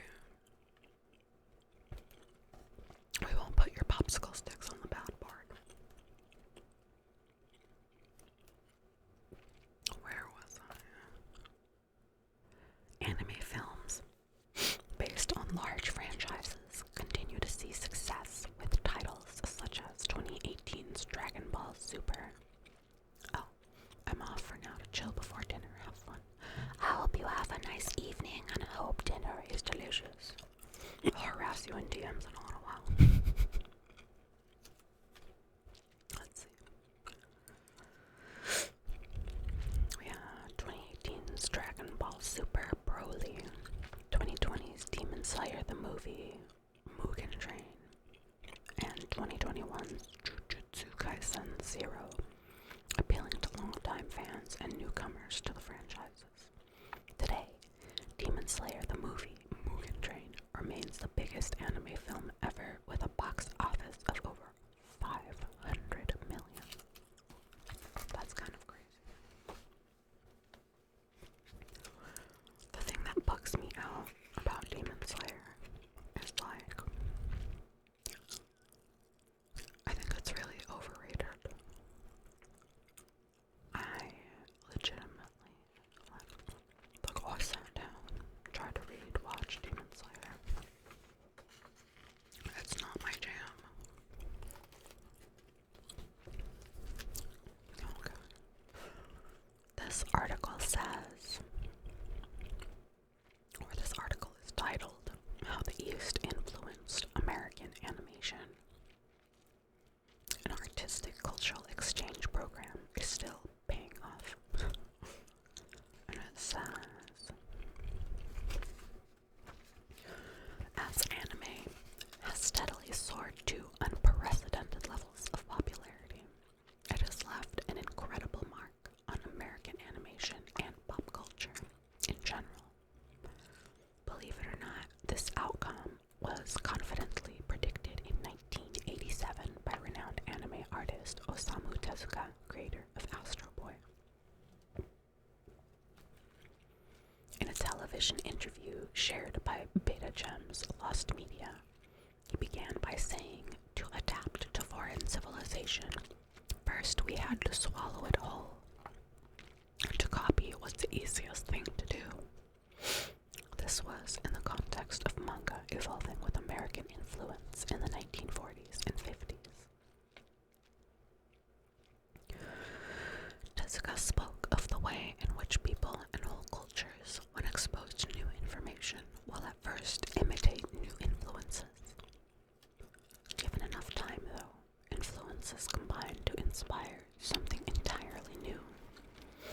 Tezuka went on to predict this for anime, saying, in the future, Japanese creativity will be greatly respected and even, I think, widely used. He couldn't have been more right. By the late 1980s, anime had exploded in Japan, and by the late 90s, it was pouring into American TV networks and movie theaters. One of the most popular purveyors of anime content in America was Toonami. Part of Cartoon Network's weekly broadcast starting in 1997, Toonami was intended to be, in the words of YouTuber Captain Christian, a cultural Sorry, I just knocked something over. A cultural gatekeeper to oversee a library too large to sift through alone. In an interview with Vulture, Toonami producer Jason DeMarco said, we wanted it to represent all of what we thought was exciting about youth culture at the time, and in a way that didn't talk down to kids. He went on to describe how Toonami became associated with anime. It wasn't until Dragon Ball Z and Sailor Moon really popped that it became slightly more focused on anime. The passionate and respectful treatment of the anime series allowed American audiences of all ages to fall in love with the medium. Even older hits on Toonami such as Voltron, Thundercats, and Robotech were clearly inspired by anime. Robotech was even created from combining pre-existing anime. Later shows offered more opportunities for US animators to combine their love of classic cartoony animation.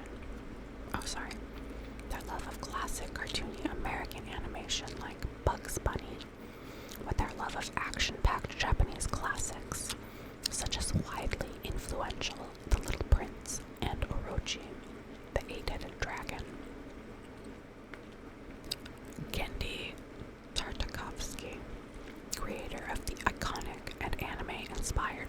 Samurai Jack, remarked on this in an interview with Sci-Fi Wire. All my action principles are very similar to my cartoony principles because all the poses want to be really strong. Everything started to melt together.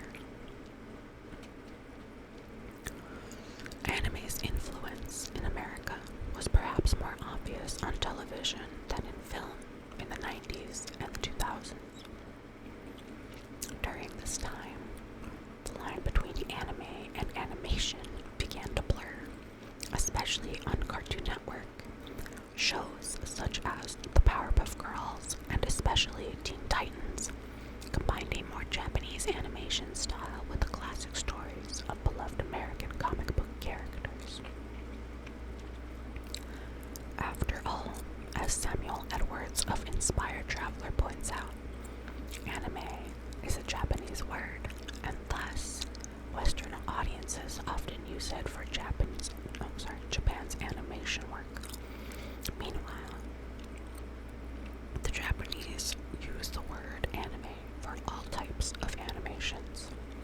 So while some define anime as a distinct visual style of Japanese animations, bold outlines, big eyes, big hair, etc., those indicators have made their way into American animation. Subsequently, American and Japanese art forms have arguably created a new era of animation, as well as a deeper level of storytelling.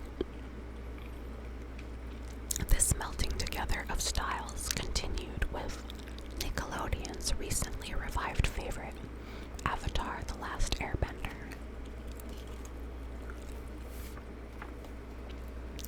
Created by Michael Dante DiMartino and Brian Konietzko.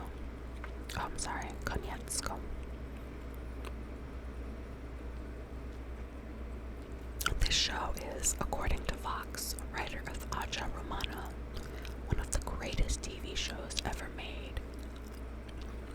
Anime, animated or otherwise.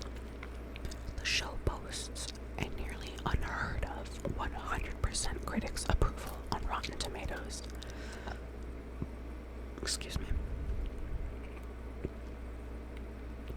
As well as a superb 9.3 on IMDb. The show draws inspiration from anime classics, as well as movies and philosophy from all over the world.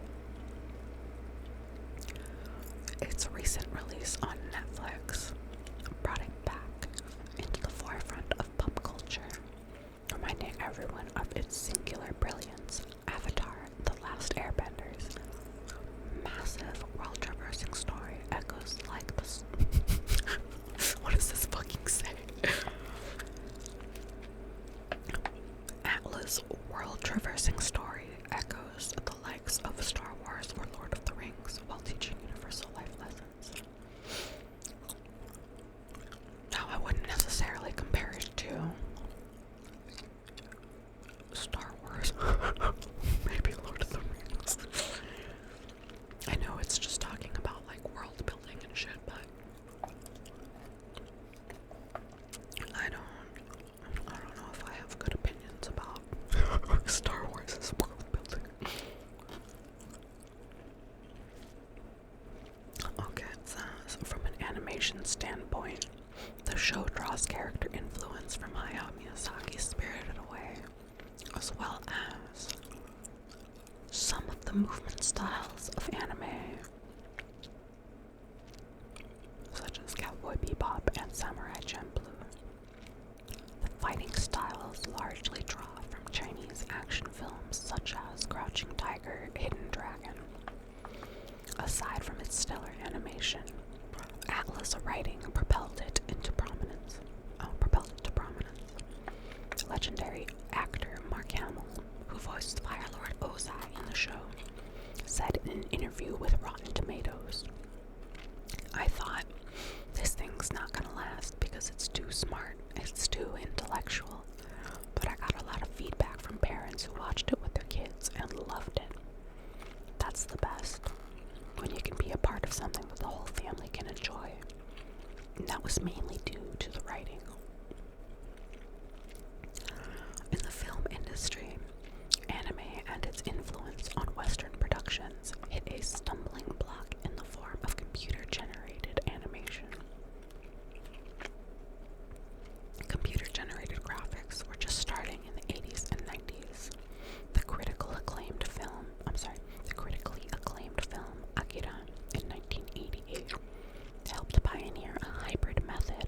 traditional hand-drawn animation and using CG to add small but important details to the film.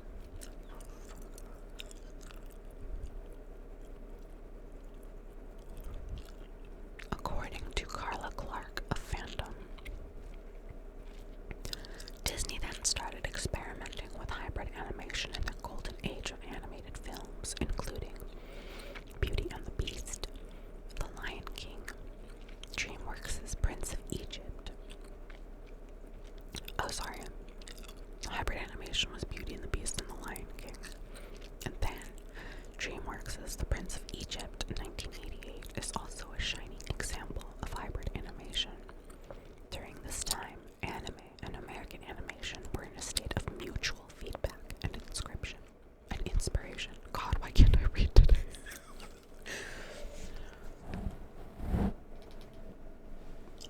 Literacy is hard, okay? And inspiration.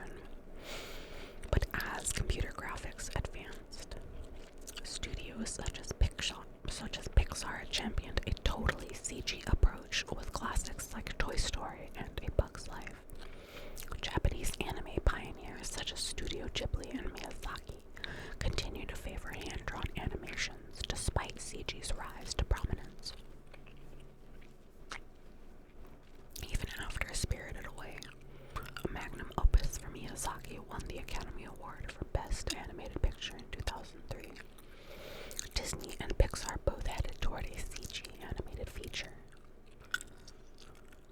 That's unfortunate. I guess 2003 really was the turn of events for that. This split between Western CG films and Japanese hand-drawn animated ones continued for decades. Japanese anime filmmakers such as Miyazaki and the brilliant Satoshi Kon stuck to the traditional hand-drawn approach, but in doing so, figures like Kon had an unexpected influence not on Disney or Pixar, but on a number of award-winning Hollywood movies of the 2000s.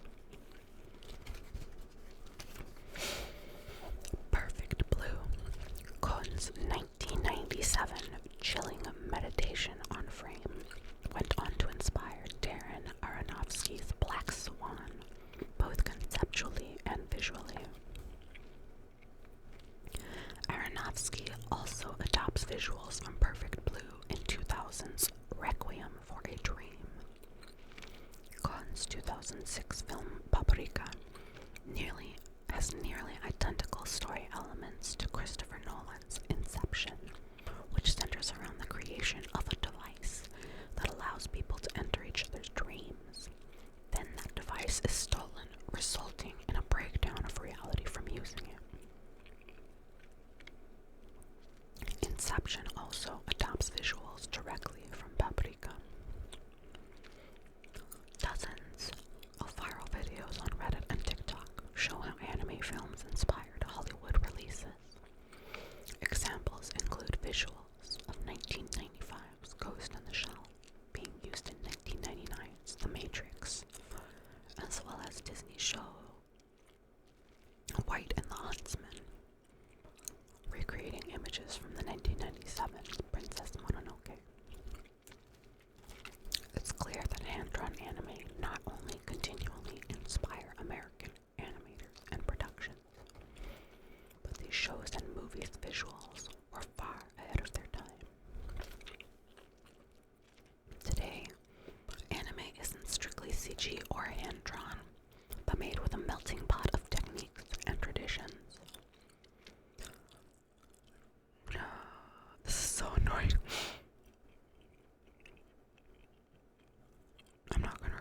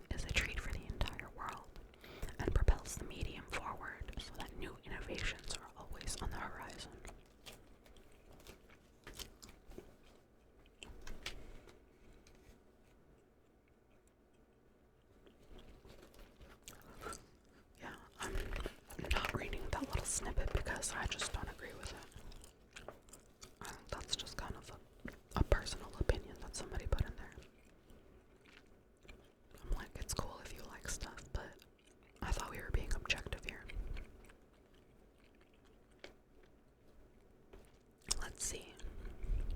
Now this chapter is page 56 of this magazine.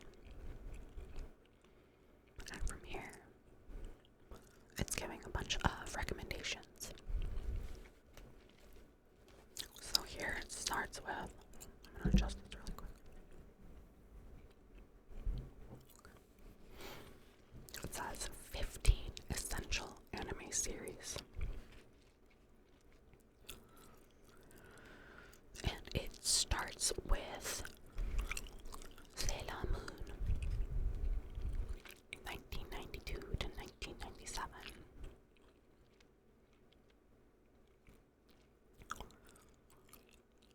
I'm off to replace internet stuff. I shall return. Okay. Drive safe. I see you later. The series inspired several musical theater productions, one of which ran in New York City in 2019. I really want to see the Sailor Moon live action productions. They're really neat. Okay, let's see. It says, this winter is about a team of superheroine teenagers tasked with defending the world from evil. Protagonist Usagi Tsukino's day-to-day life is relatable, filled with school drama, dreamy love interests, and everyday struggles. But when faced with supernatural danger, Usagi, alongside the other sailor soldiers, battle malevolent villains. The series not only served as the blueprint for the many Japanese magical girl anime series that would follow it, but also established a visual aesthetic so iconic we see references, parodies, and direct homages to the series throughout various Western television series. God, I wish that I could edit this magazine because they really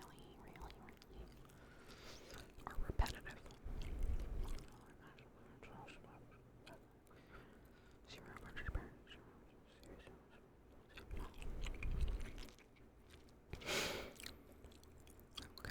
That was a retrospective for the AV Club.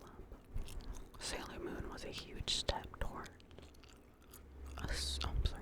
Sailor Moon was a huge step forward for strong female characters in anime, something the 90s severely lacked. It also tackled themes not common in anime at the time, giving love, empathy, femininity, and gender identity just as much narrative weight as fights with the bad guys.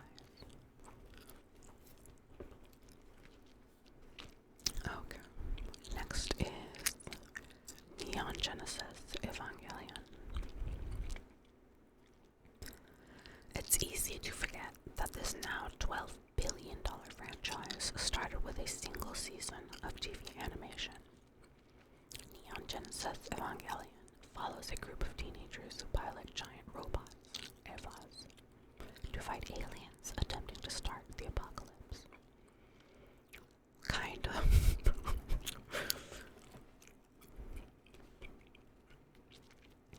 At a glance, it's similar to the other giant robot fighting series, but things are not all what they seem. Evangelion tackles headier concepts, wrote Allegra Frank and Aja Romano in an article for Vox.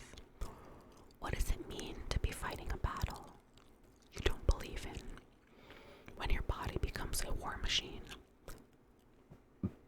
Excuse me. What will your purpose be when the war is over? If there's a God, why would God be so cruel to their supposed beloved creation? Neon Genesis Evangelion had a notoriously controversial ending, check it out, and remains hugely popular and relevant in the industry.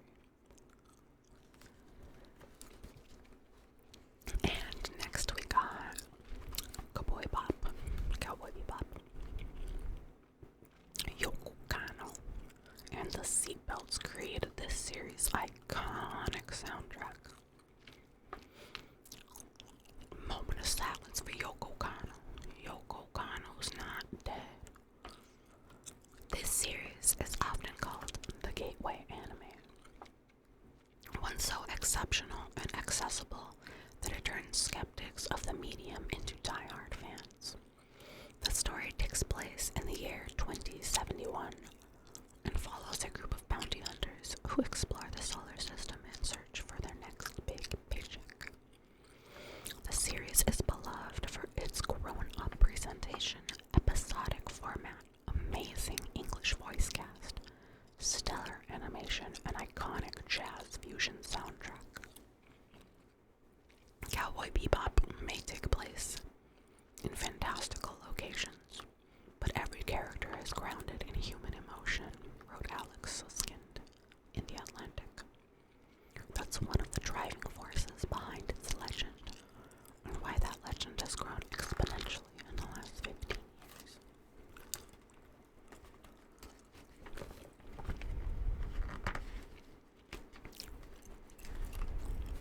Okay. Some of these are like a little biased, I think. Okay. The next recommendation it has is Naruto and Naruto Shippuden.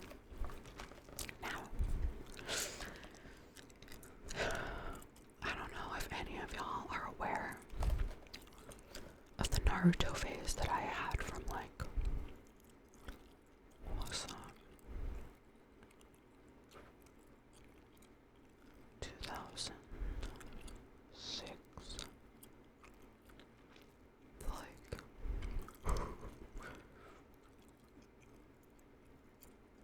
Jesus Christ, like 2012 or something. Naruto was one of my first big obsessions. I was like, besides Inuyasha, like Inuyasha came on at like 3, 4 in the morning or something, right, on Toonami. Or once Toonami was over. Like,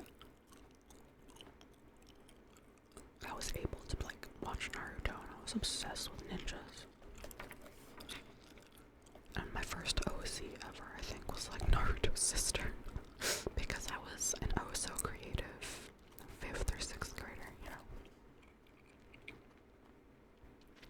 So, this says, the super popular shonen series stars Naruto Uzumaki, a braggadocious teen who aspires to become the leader of his village by becoming a powerful ninja.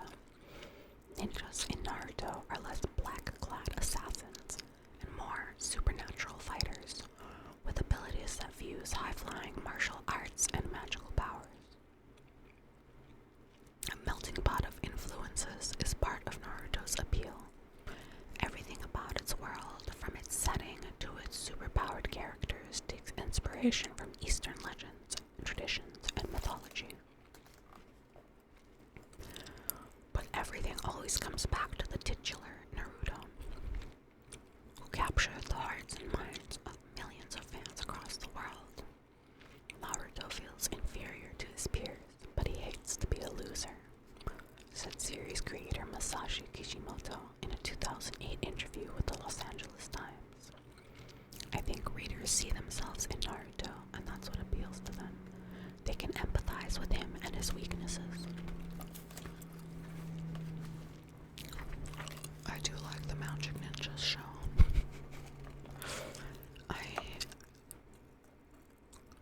I didn't really get too crazy into reading Shippuden, but I loved the Akatsuki characters and all that.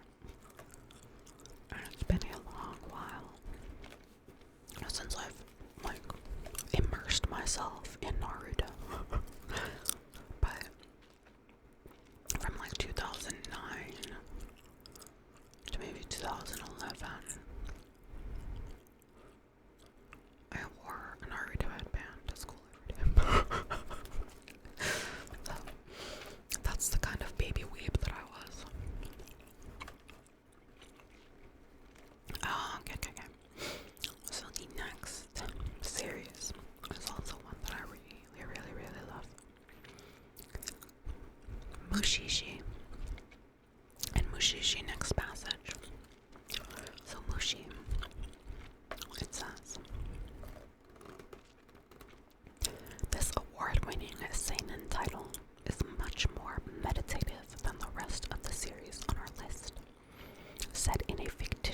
version of 1800s Japan.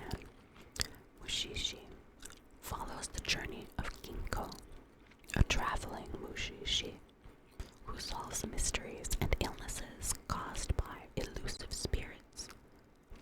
Elusive spirit creatures called mushi. The series is concerned not with plot twists and fight scenes, but biology and nature. The nature of people, animals, plants, ecosystems, and mushi themselves. Each episode is almost entirely self-contained, making this anthology-esque series easy to start and stop at your leisure.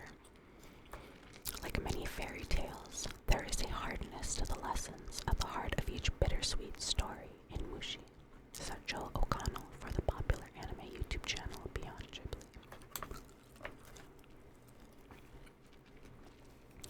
I really love Mushi, and Ginko is definitely husband material.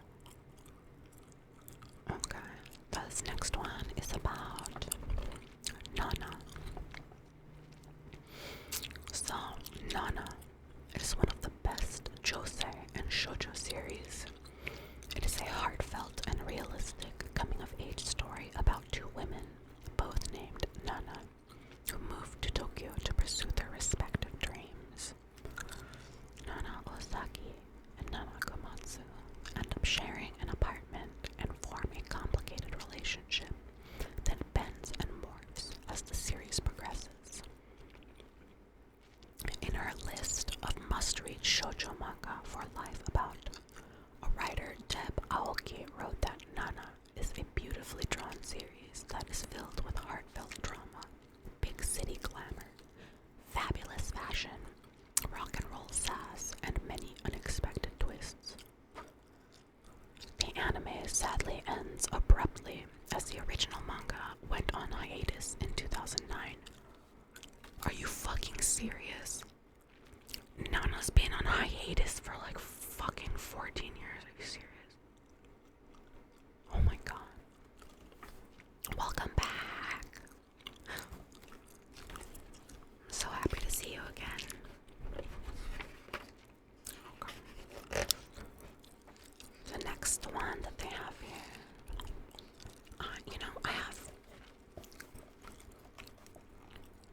I have my opinions about the order that they put all of these recommendations on.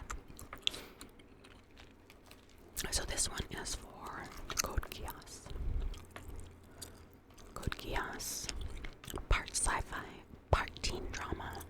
Code Geass is a genre mishmash that has something for everyone.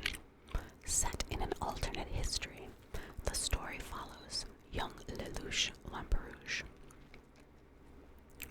I was wondering if you were still on. I am. Hello. Welcome back. I missed you. Let's see. Oh yes. Lelouch Lamperouge, an exiled prince who obtains a mysterious superpower that inspires him to lead a rebellion against the tyrannical Holy Britannian Empire. The dense plot and action is executed masterfully thanks to animation by Sunrise Inc., with character designs from the famous all-female Clamp manga artist group. Be warned, Code Geass is not a simple good guys versus bad guys story, especially when it comes to protagonist Lelouch. Lelouch Lamperouge has the face of a teen heartthrob and the soul of the Count of Monte Cristo, bent on revenge and without any compunctions about what he has to do to achieve it. So what I'm reading here is this anime magazine that I picked up from the grocery store a few weeks ago. And I got it for like $13.99, so like $14. And it just has like brief history, explanation, prolific authors, successful mangas, successful serializations, and stuff like that. And the part that I'm reading right now is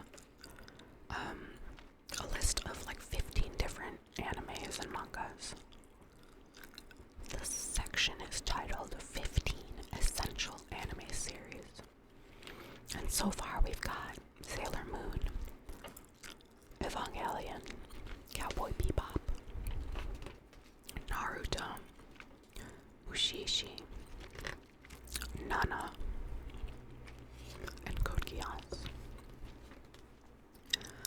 The next one here is Full Metal Alchemist Brotherhood. And it says, if you're looking for a thoughtful, philosophical shonen series, this one's for you. Conversations around truth, morality, and war are commonplace. An epic battle might be followed by hours of intrigue and sleuthing, but at its core, it's a heartfelt story about two brothers trying to heal. After the passing of their mother, Edward and Alphonse Elric attempt to bring her back to life using alchemy to disastrous results. They then go on a journey to find the legendary Philosopher's Stone in the hopes of getting back what they've lost. In an interview with Looper, series creator Hiromu Arakawa explained, I think the story's eventual destination might be an understanding of family in a larger sense of the world. Let me see. I already have my, I don't know how to say it in English, but it's my, oh, okay, I see. Is it a food? I never get good sleep, so I wake up at 3 a.m. and I'm craving a toasty. I see. Okay. The next recommendation is Steins Gate. There are very few time travel series such as Steins Gate. Set in modern-day Tokyo, this sci-fi thriller follows wannabe scientist Rintaro Okabe and his friends as they discover how to send text messages to the past, which drastically changes the present. Steins Gate starts off slow, but by the middle of its 24-episode run, the stakes and intensity are extreme. While its intricate plot lines surround parallel worlds is appealing. Oh. I'm the one who could eat an entire full course dinner at 3 a.m. Oh boy, 3 a.m. Let me find that.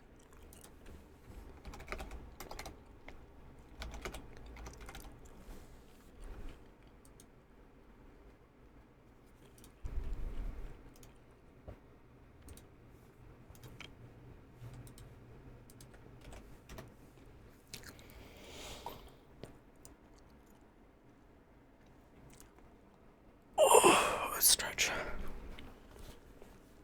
Let me see, where was I?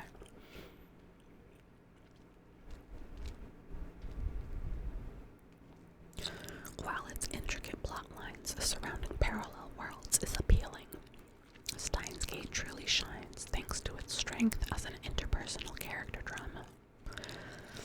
Time travel may be its sci-fi hook, but really it's about a group of people, flawed yet ultimately likable people, and how they're affected by their decisions. Okay.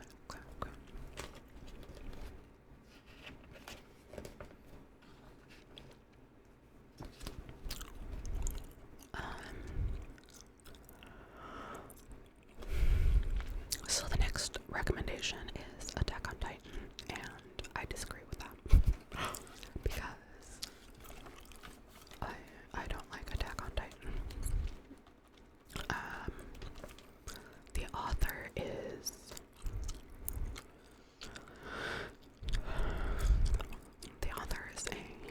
a Japanese imperialist, and there ends up being a lot of like fascism in his works and stuff, and I hate to say it, I just do not give a shit about Attack on Titan, so I'm not gonna read that part. The next recommendation is Haikyuu, and this is a sports anime. So Haikyuu is one of the best sports anime airing. Like many great stories about athletics. It starts with a rivalry, this one between the passionate but inexperienced Shoyo Hinata and the arrogant prodigy Tobio Kageyama. But once the two volleyball players enter high school, they end up on the same team and start a partnership that has potential to take their team to the top. When the manga and anime became popular in 2015, real-life high school volleyball in Japan experienced a surge of growth. Because of course it did. Manga has such an influence on sports, I swear. Series creator Haruichi Furadate was himself a high school volleyball athlete and depicts the sport with passion, authenticity, and heart. Haikyuu is entertaining and engaging, but also inspiring, said Geoff Throw on his wildly popular YouTube channel, Mother's Basement. Motivating in that very specific way that makes you want to get up off the couch and go for a run as soon as you're done watching. And the next one is also sports anime. And it says this is Yuri on Ice. And it says, there are very few sports anime that depict professional men's figure skating, and even fewer that depict same-sex relationships. Yuri on Ice does both and took the world by storm in 2016, winning dozens of awards. The story follows Yuri Katsuki, a 23-year-old Japanese figure skater considering retirement after a painful loss. Things change when his idol, a figure skating champion from Russia named Viktor Nikiforov, offers to be his coach. Not only is this original anime an amazing depiction of the ice sport, with choreography from real-life figure skating champion Kenji Miyamoto, but also a great romance. Victor and Yuri have incredible chemistry on screen, wrote Megan in a story for The Verge. They're a couple you want to root for because they're both so endearingly encouraged by each other. There's also a really cute character with hamsters in this series, and I love him. Okay. This next recommendation is Mob Psycho 100, and it reads, the second series by reclusive mangaka artist 1. Mob Psycho 100 is an irresistible anime with heartfelt characters and consistently amazing animation from Bones Inc. I've never tried Prime. What do you mean? Like Amazon Prime? It says, this show about a fake psychic con man and his real psychic assistant is one of the funniest anime ever. Wrote Austin Goslin for Polygon's Best Anime of the Decade list. Mob Psycho 100 differentiates itself from other shonen with its empathy. The show's first season ended with the characters deciding that kindness and empathy were more important traits in a person than strength or special powers, noted Goslin. That focus on kindness and everything being equally important is what makes Mob Psycho 100 truly unique. Okay, and this next one looks really pretty, but I've never seen it myself. And it is a more modern anime. That's why I haven't seen it. This one is Violet Evergarden, and it says, as gorgeous as it is heavy and heartbreaking, this series is a story about a child soldier returning to society after a war's end. The soldier, the emotionally stifled Violet Evergarden, has only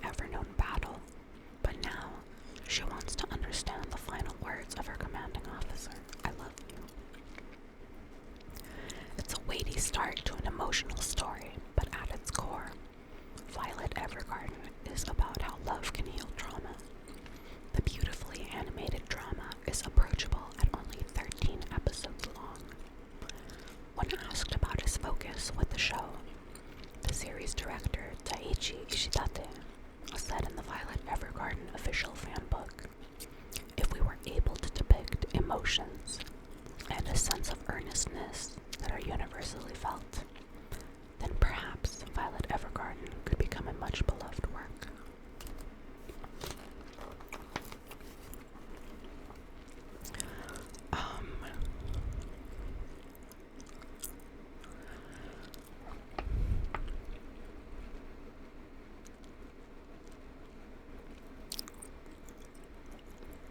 Lychee, I have a question. How rich are you in the Pokemon community game? Let me see. How much money do I have?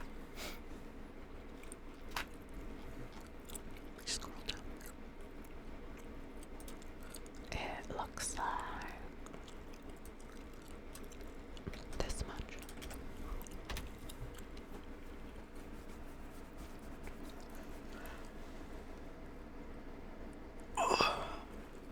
I'm gonna readjust really quick. Oh, ouch.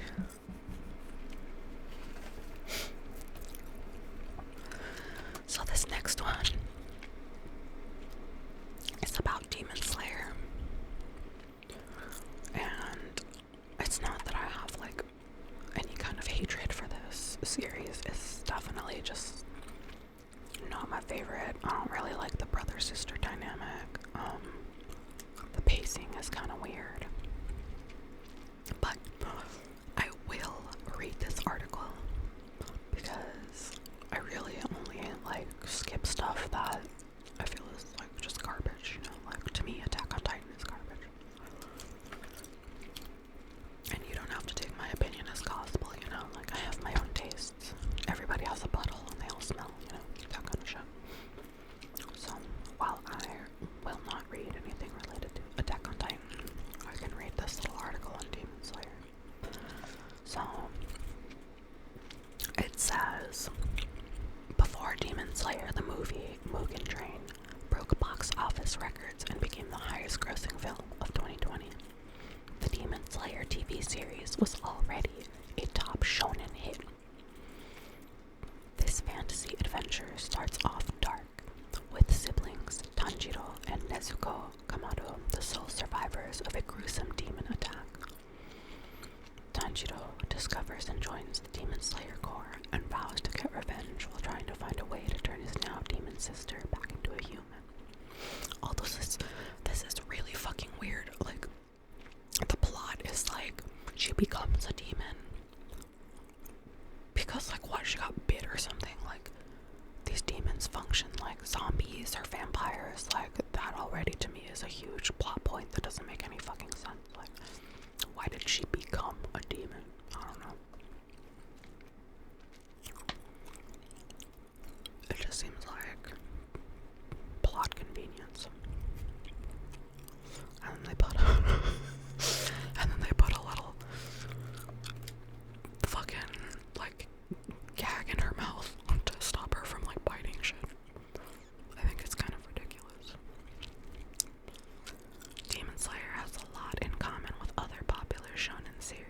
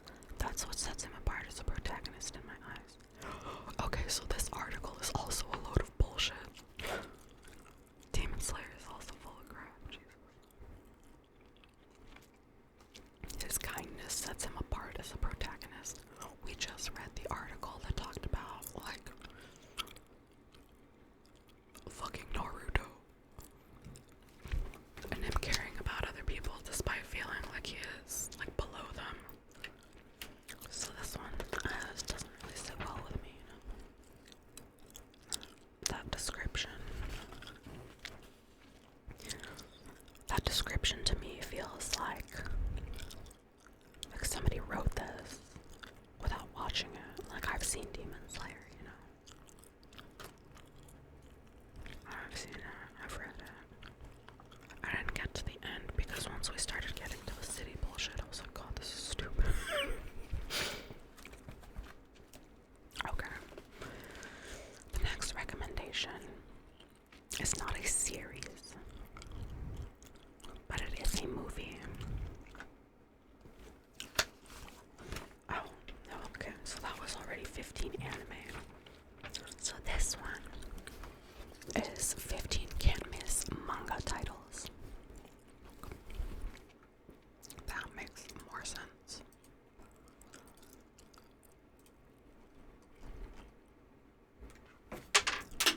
The fuck was that? I dropped something, sorry. I almost choked on my own saliva. No, be careful.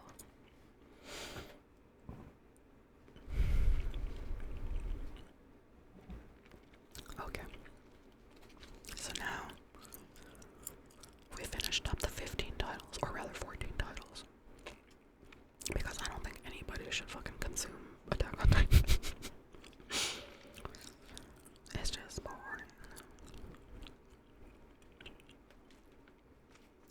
Okay, so the first recommendation here is the manga for Nausicaa of the Valley of the Wind. And it says, the only major illustrated work by animation legend Hayao Miyazaki, Nausicaa is a layered vision of an apocalyptic world devastated by climate change and human arrogance. It follows the Princess Nausicaa as she leads and defends her small kingdom in a world devastated by cataclysmic global war. Despite the decaying state of the world, some still vie for power, while Nausicaa strives for peace. Nausicaa is the story of an empowered woman struggling to make her vision of peace real in a world of poison men, said Arpad OK in a review for Comic Beat.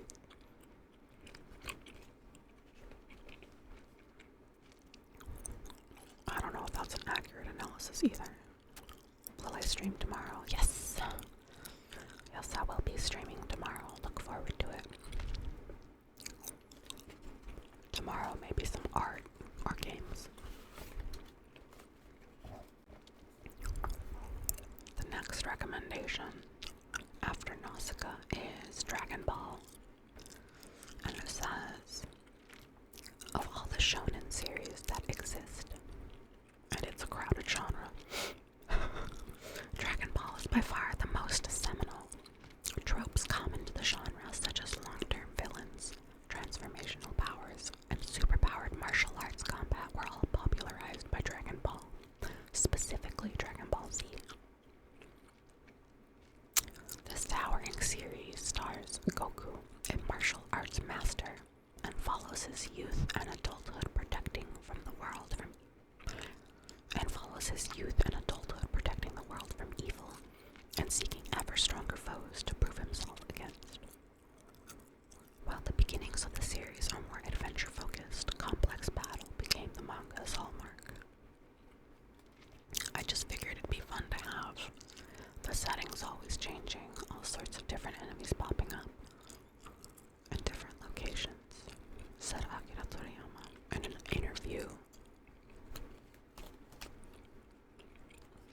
in the Dragon Ball 30th Anniversary Super History book. You have 5.1k channel points. Yo, let's go. Okay, the next recommended manga is JoJo.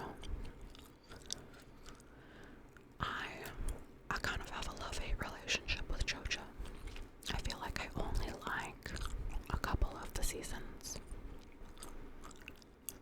Like, I really only like the season with Caesar. Like, you know, once we get to like old guy JoJo and you find out like he cheated on his like wife or whatever, like that shit just like plot convenient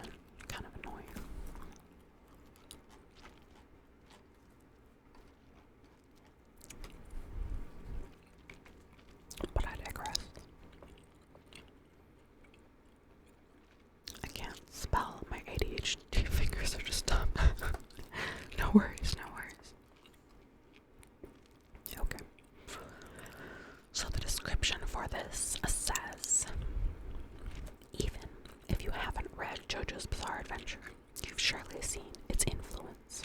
Absurd outfits, exaggerated character poses, powerful spirit guardians, and vile villains are all hallmarks of the series. The story chronicles the Joestar family bloodline, with distinct individual arcs following a different Joestar in a different time period. While there are some other elements, this is a shonen manga focused on battles, villains, and fight scenes. Having a rotating cast of protagonists was a bold move in the 1980s, and is still unusual today. The editors at the time weren't keen on the idea of switching protags, especially for a popular series, said creator Hirohiko Araki in an interview for Kappa magazine. Fortunately, I was right, and JoJo's Bizarre Adventure has been continuing its success since 1987. Yes, well, sometimes things overstay their welcome. Oh, I missed a mic, Yenna. Okay. Oh, Berserk, my beloved.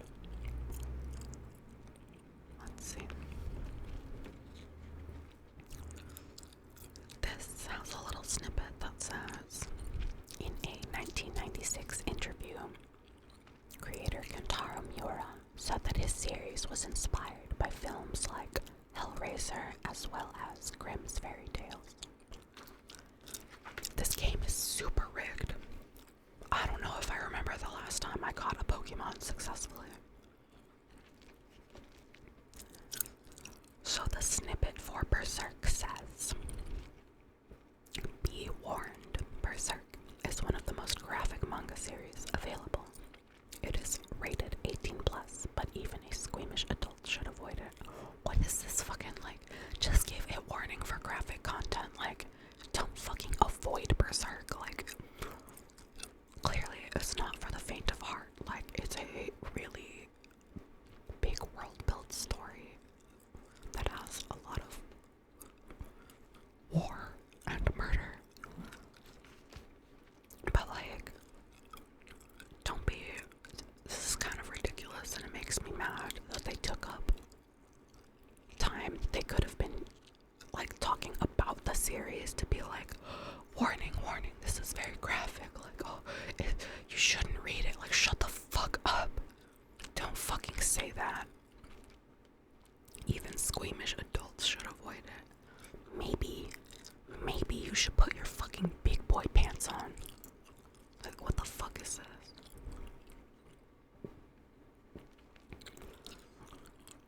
Don't fucking, like, that's just disrespectful. I think that's entirely disrespectful to the author, especially since he passed away, like, recently.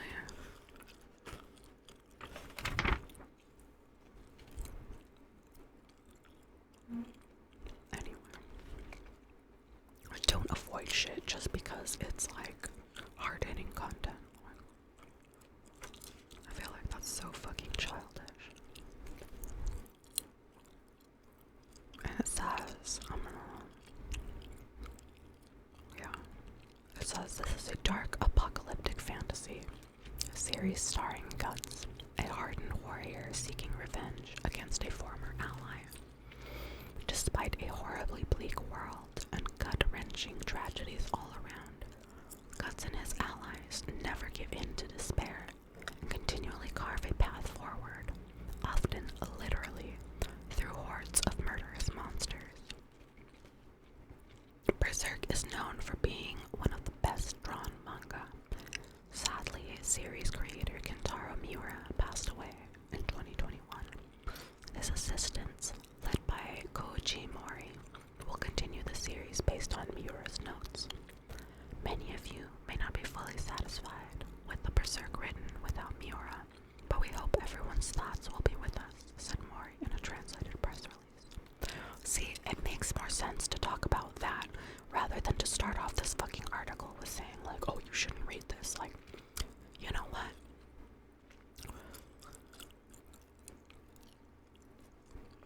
My ears just heard nothing, so I didn't know you had it to someone else or to me.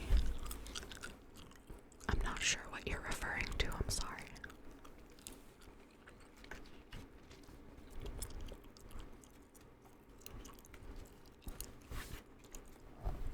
Let's see. So that was a kind of disappointing article. Instead of talking about the world building and more of the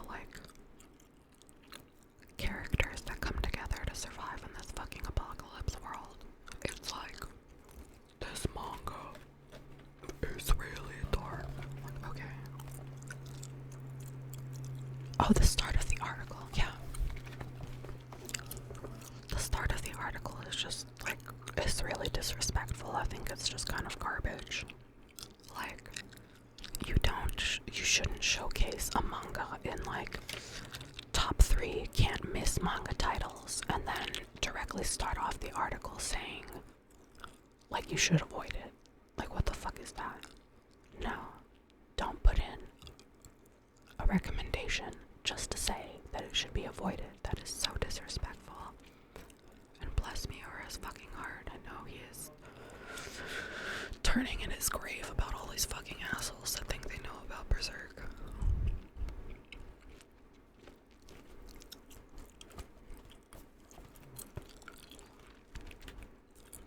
If people cannot handle shit like that, they need to be exposed to some fucking real world shit.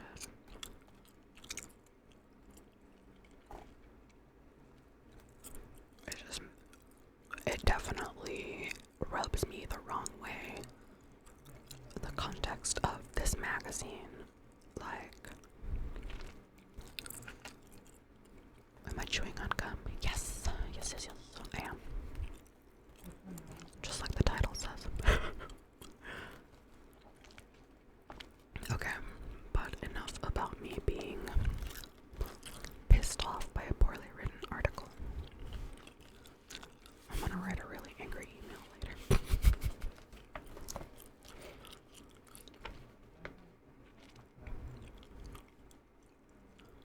I don't even know if there's any place that I would be able to contact somebody anyway.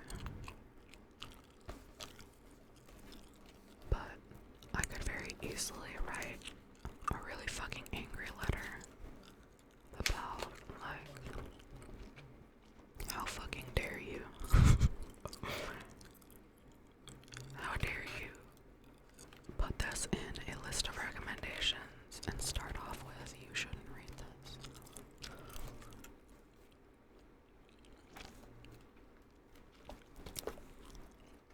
My notification on my phone interrupted the thing you said.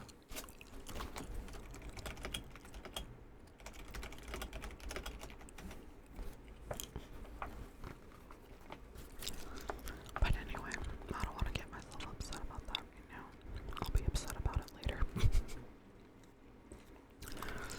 So the next recommendation is a Slam Dunk, another series known for incredibly detailed art. Slam Dunk is the best-selling sports manga of all time. The story follows high school delinquent Hanamichi Sakuragi, who joins the high school basketball team to get closer to a girl he has a crush on. Over time, he discovers his love and talent for the sport.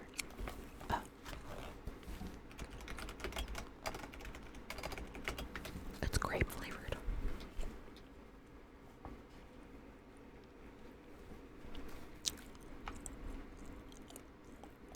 And it says, the star of the show is really its creator, Takehiko Inoue, who is well known for realistic, hyper-detailed art style.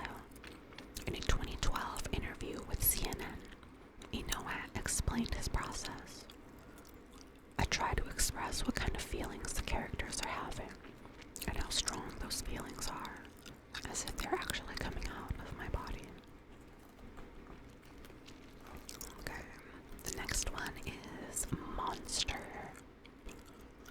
It says, the most popular series by veteran manga artist Naoki Urasawa, Monster is a dense crime thriller akin to the best best murder series.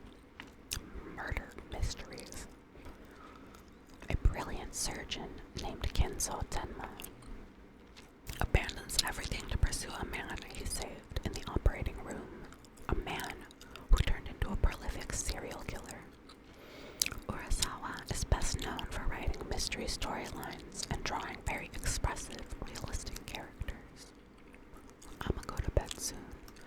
I hope you have a good sleep.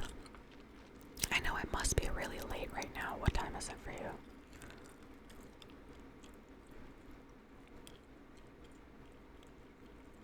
It's like 11 p.m. or something, right?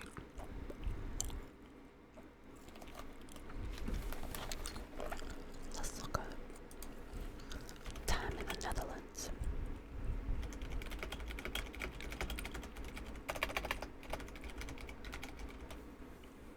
Yeah, it's 11.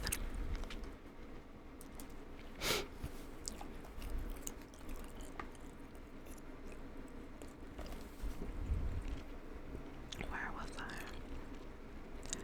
There are no identical faces in different situations, said Urasawa in a 2019 interview with J Generation.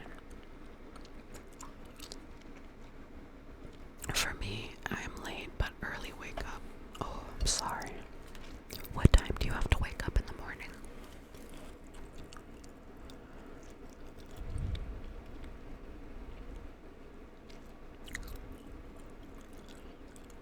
The article continues. Instead, there are subtle changes that occur in a person's facial expression from moment to moment. That's what I tried to capture.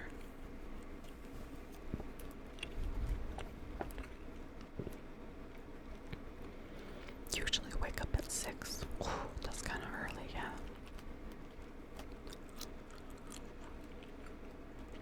I hate waking up before 8 o'clock. Anything else is too early. Okay.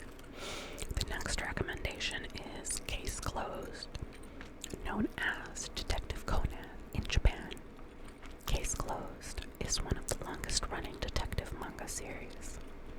High school detective Jimmy Kudo, Shinichi Kudo in Japan, is the smartest around, but is magically transformed into a child while investigating a shady organization. The series follows Kudo as he attempts to solve mysteries despite his now childlike appearance. Much of the complications and comedy come from Kudo being a brilliant detective stuck in a child's body. In a translated interview with The Mystery is Excellent, creator Gosho Aoyama revealed that despite Case Closed being a long-running mystery series, he does not plan out very much beforehand.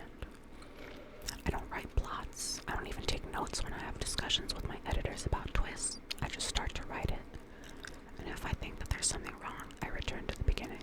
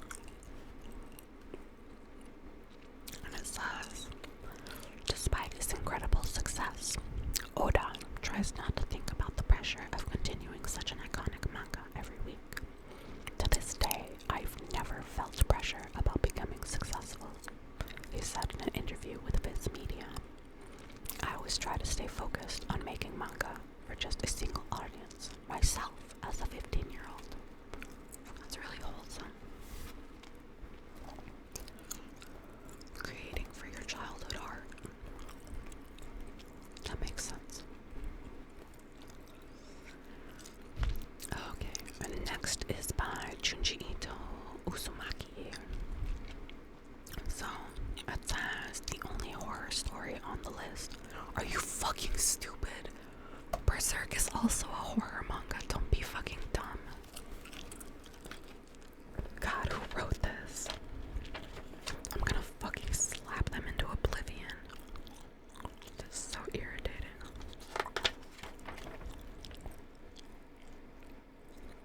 Yeah, I got a Pokemon.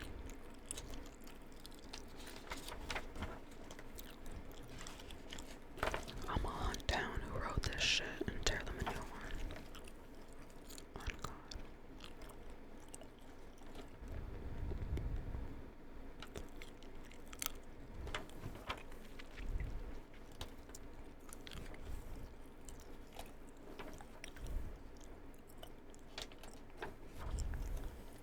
Not very helpful.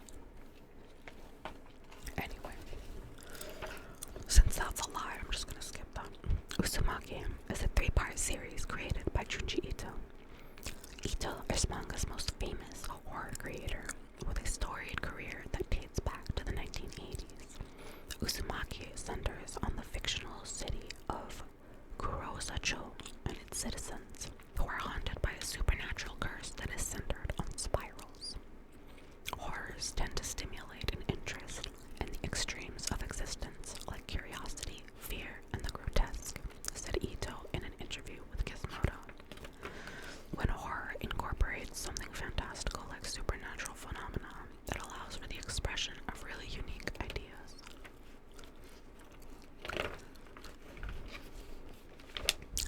And I know I said earlier, like, I don't know who put these recommendations in, or like why this order, you know. But the next recommendation is Fruits Basket. And it says, this is one of the best-selling shoujo manga, and for good reason. Fruits Basket balances heavy subject matter such as family abuse and depression with positive messages of empathy, hope, and humor. The series centers on protagonist Toru Honda, who after becoming an orphan, moves in with the mysterious shape-changing Soma family. Part of Fruits Basket enduring appeal is its complex cast of characters. In an interview with Funimation, creator Natsuki Takaya detailed her philosophy on building characters. When I create a character, I focus a lot on what they care about and what convictions they have, she said. I also focus on what kind of environment the character was born and raised in. That's really helpful for world building. Okay. The next one is My Hero, to nobody's surprise. My Hero Academia kicked off a new wave of influential shonen series that continues to this day. In the world of this popular title, superheroes are commonplace, but Izuku Midoriya, aka Deku, was born without superpowers. His idol, a powerful hero named All Might, takes Midoriya under his wing and enrolls him in the prestigious UA Superhero High School. When making My Hero Academia, creator Horikoshi was highly influenced by Western superhero comics such as Spider-Man and Superman. In an interview with Comic Book, Horikoshi remarked that when drawing this series, I literally have a Japanese translated version of a US superhero title in my left hand, and I'm drawing with my right hand.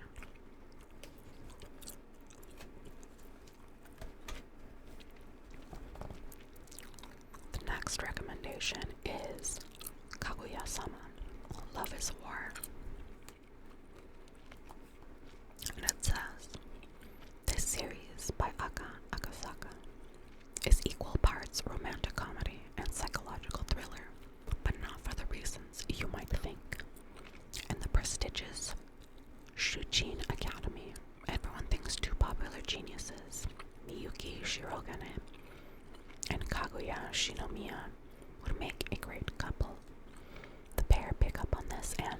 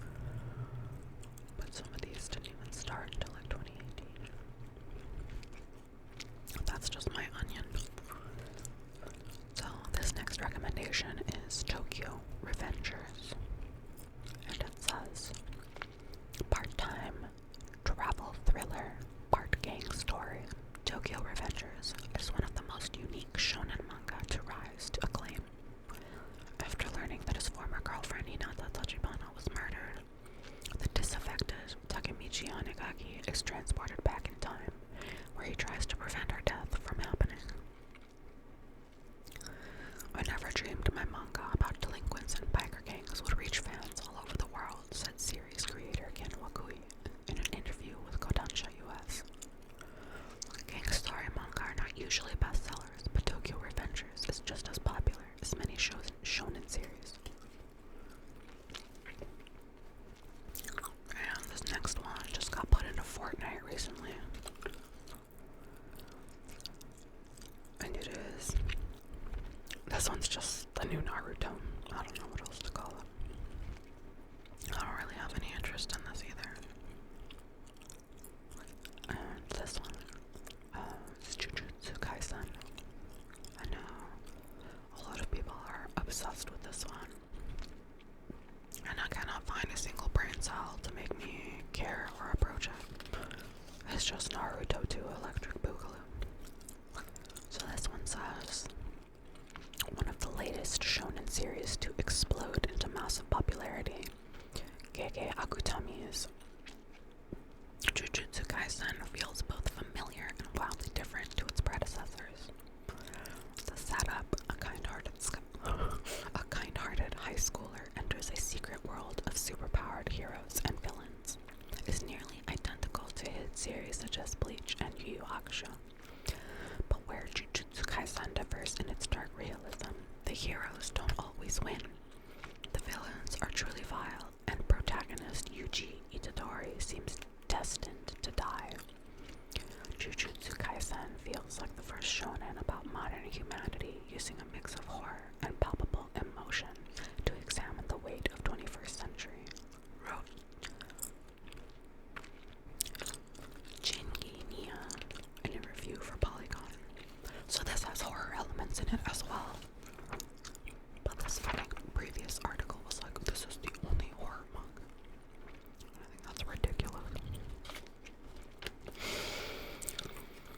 Okay. This one I also do not give a shit about. You couldn't make me give a shit about Spy X Family if you had a gun to my head, I swear. I just don't care. It does not look like anything interesting to me. And the little article says, in a pseudo-Cold War setting, master spy Lloyd Forger must build a cover family to get close to the son of a high-ranked political target and stop the breakout of war.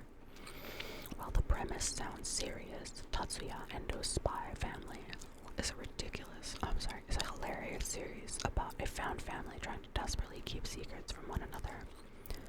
Lloyd, his identity as a spy, his wife Yor, her identity as an assassin, and their daughter Anya, her telepathic abilities. Endo's artwork is clean and appealing, Morgana Santilli noted in a review for The Beat, the blog of comics culture. Added that Spy Family does an excellent job of balancing fun, espionage, action, and heartwarming family moments. No thanks.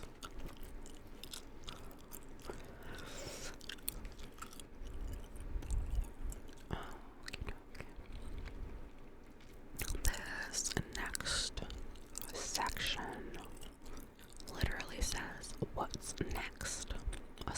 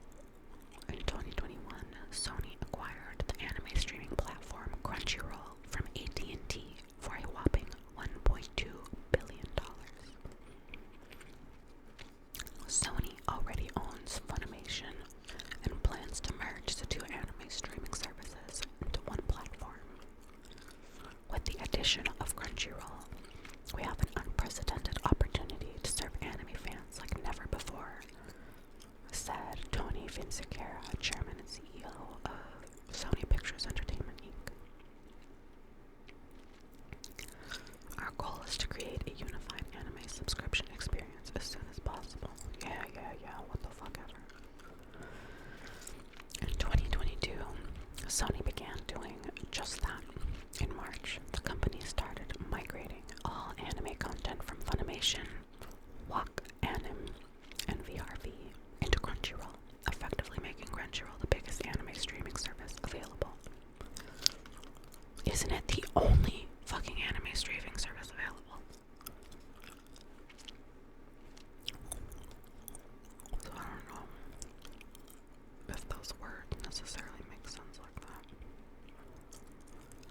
The biggest challenge for Crunchyroll and anime streaming platforms generally will be getting the rights to new hit anime. For years, Crunchyroll, Netflix, Hulu, and other platforms have all rushed to buy streaming rights for the latest anime sensations. This bidding process is expensive.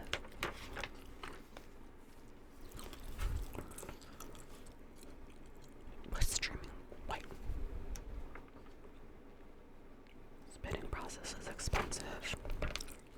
With anime streaming platforms, starts to make a lot of sense. Outside of investment, the anime format itself has gained a level of respect and notoriety that's clear to see even among Hollywood talent. In 2021, Nickelodeon announced the brand new Avatar Studios, which is focused on creating the new animated content in the world of Avatar: The Last Airbender and Legend of Korra. Helmed by the series' original creator, Michael Dante DiMartino and Brian Konietzko, Avatar: The Last Airbender and Korra have grown at least tenfold in popularity since their original hit runs on Nickelodeon. And I'll throw in my 2 cents here. Korra fucking sucks.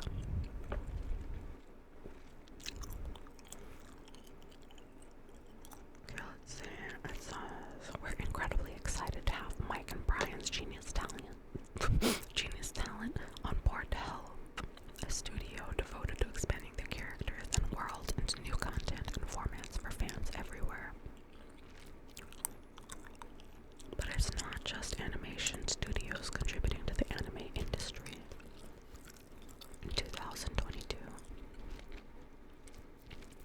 the Duffer Brothers, creators and showrunners of the hit series Stranger Things, launched a new production company called Upside Down Pictures. Deadline writer Mike Fleming Jr. reports that Upside Down Pictures is planning a variety of shows, including a live-action adaptation of the hit anime franchise Death Note. Why? Stop it. Stop trying to make Death Note live action. This is ridiculous. That project is just one in a long list of anime live action adaptations planned by Western Studios. Oh my god, commit seppuku actually. You need to stop. We just fucking read that we wanted more animated medium. So why are we taking this as an opportunity to try and capitalize on existing animes with garbage live actions? I just don't understand. Yeah, and the next one is garbage One Piece. I've seen that trash too. That live action looks like fucking garbage from the bottom of the barrel. The Japanese anime industry was severely hampered by COVID-19 shutdowns, which delayed the productions of many anime series. Today, however, there is a bevy of new and returning offerings to look forward to. Some of the biggest franchises to return near the end of 2022 included Spy Family, My Hero Academia, JoJo's Bizarre Adventure, Mob Psycho 100, and most surprisingly, Bleach. Running from 2004 to 2022,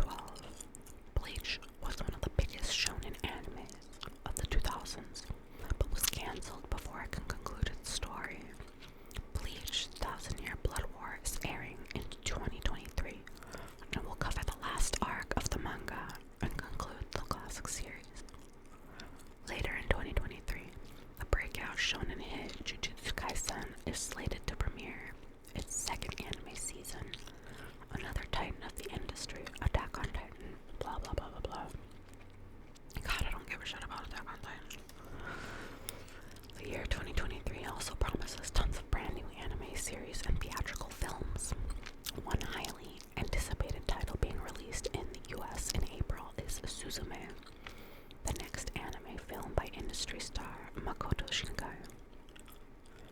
With the anime industry growing in all directions, it's clear that whatever the next breakout series is, anime as a whole has become mainstream and will be a steadfast staple of entertainment around the globe for years to come. So, this magazine is kind of... Oh, all the credits are in the back.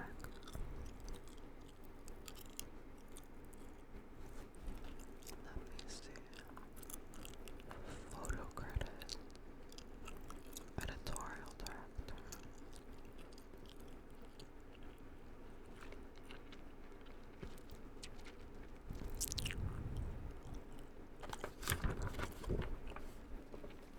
Neat.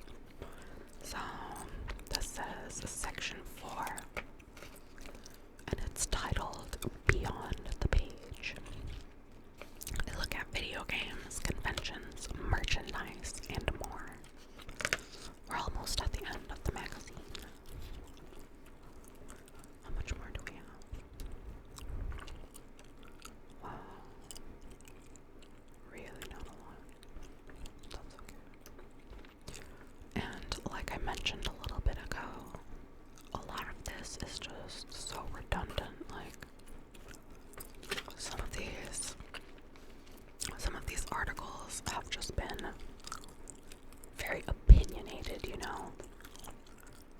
And I don't like that. Like, I know what my favorites are. I know where my biases are. But you're writing a magazine.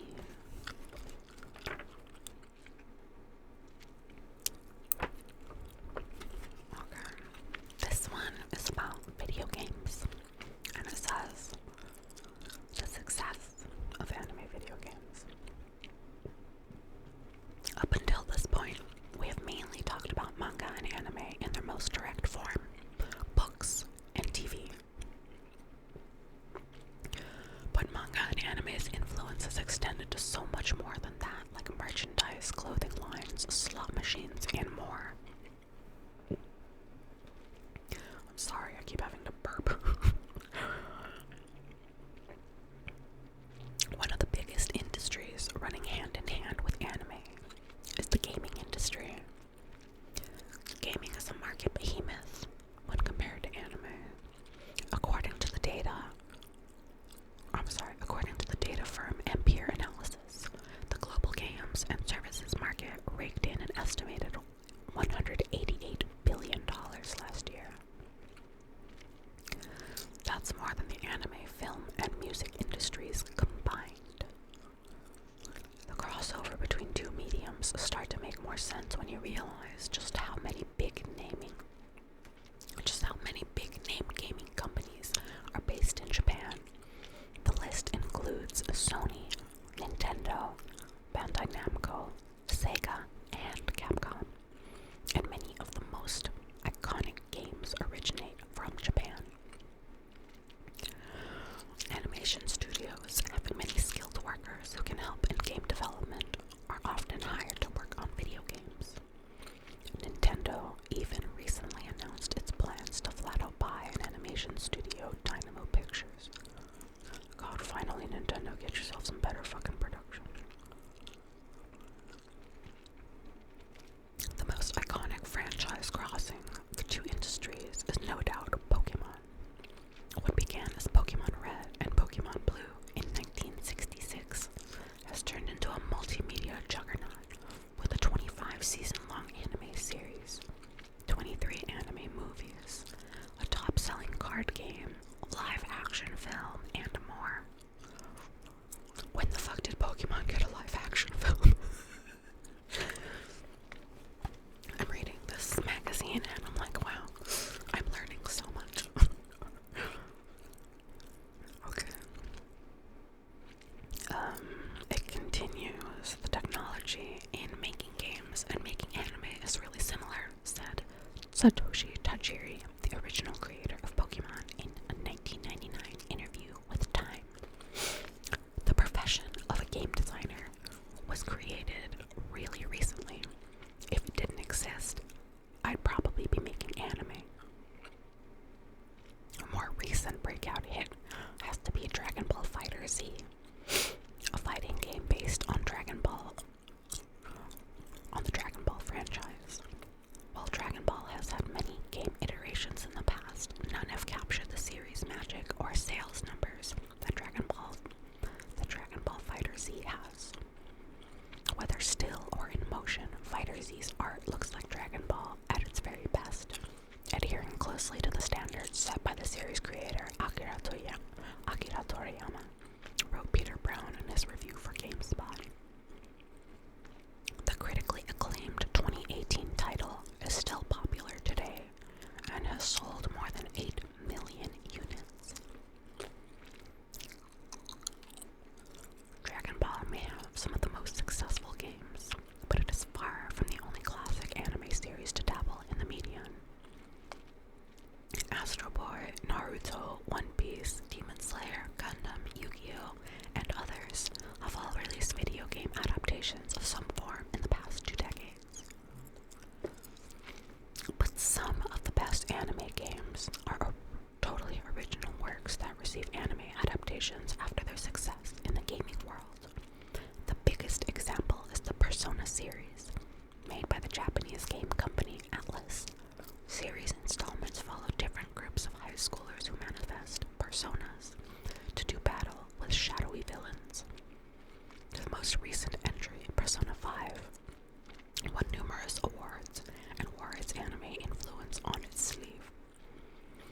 The anime-like art style is complemented by full animated cutscenes that are absolutely gorgeous and help to punctuate major story events. Wrote Andrew Goldfarb in his review for IGN. 2 years later, the game received a 26-episode animation aptly titled Persona 5, the animation. No way. And then it says, whether you're a fan of anime or a huge gamer, the crossover between the two industries is undeniable. Next time you're watching your favorite anime, be sure to find out if it has a video game adaptation you could also be enjoying.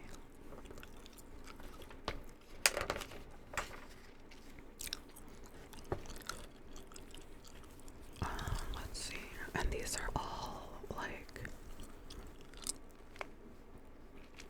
celebrities, famous fans, and it says some of the most famous people, some of the most A-list people on earth love these styles of animation. And some of the names here are like Ariana Grande, Elon Musk, elongated muskrat, Michael Jordan, Jamie Lee Curtis, BTS, John Boyega,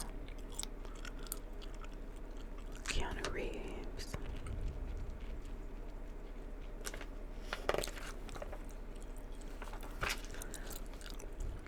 and under Ariana Grande it says, the 2-time Grammy Award-winning pop icon has shown her love of anime through tattoos. In 2018, Grande got inked with a large image of Chihiro, the protagonist of Studio Ghibli's iconic film, Spirited Away. Grande made a lengthy post on Instagram explaining her love for the character. Chihiro matures from an easily scared girl to a hardworking, responsible, and brave young girl who has to put her fears aside for those she cares for. The singer also got a tattoo of Eevee in 2019. Her affection for that franchise is well documented on her social media pages. Let's see what elongated muskrat has to say. Muskrat says, okay, CEO of Tesla and SpaceX, founder of the Boring Company, and Twitter honcho Elon Muskrat is the world's wealthiest ugly man. He is also a huge anime fan. Muskrat discusses his passion for the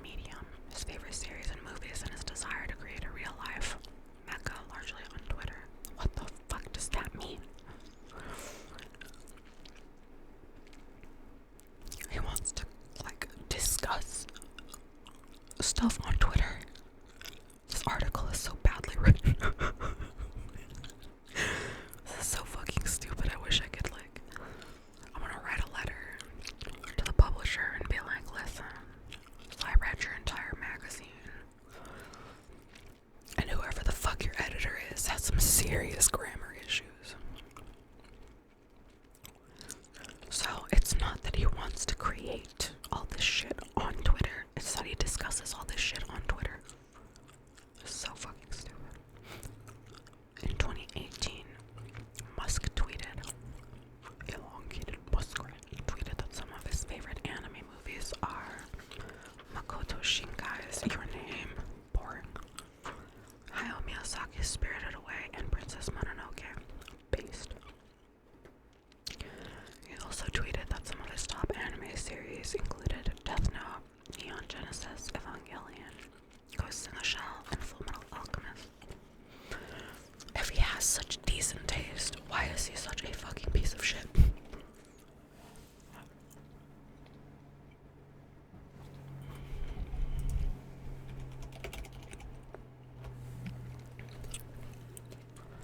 Next is Michael Jordan. Best known, are you fucking serious? Michael B. Jordan. Best known as Killmonger in Marvel's Black Panther and Donnie Creed in Creed. Michael B. Jordan is a talented actor who wears his love for anime on his sleeve, sometimes literally. In an episode of GQ's online web series Actually Me, Jordan shares that his favorite anime is Naruto. That's some based shit. Been a fan of Naruto for years, since I was maybe 12, 13 years old, said the actor, who also loves Dragon Ball Z and Gundam Wing. It also says he likes Attack on Titan. That's not based. That's garbage taste, my guy. But Naruto is clearly Jordan's favorite. He collaborated with the fashion brand Coach and the manga publishing company Viz Media to develop a Naruto style, or a Naruto-inspired line of clothing in 2019. It's fancy.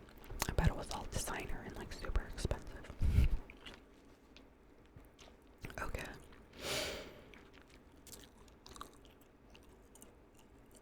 So, Jamie Lee Curtis, Hollywood veteran and horror film staple Jamie Lee Curtis, turns out to be a huge fan of One Piece.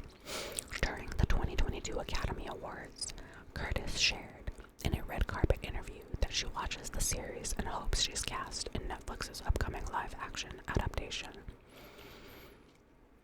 She said she's a little old to be cast as Nico Robin, one of the protagonists, but would love to play that wizened old crone lady, Greyhound. Let's see. BTS. All these little Korean boys, I think. The sensation of BTS, or the Bangtan Boys, are the best-selling musical artist in South Korean history. Multiple members of the group have expressed their love of anime. The entire band has sung Naruto theme songs during karaoke sessions.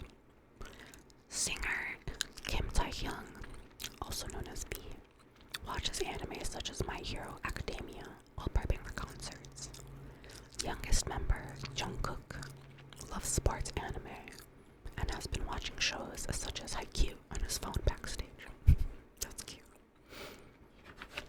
Red Stars John Boyega.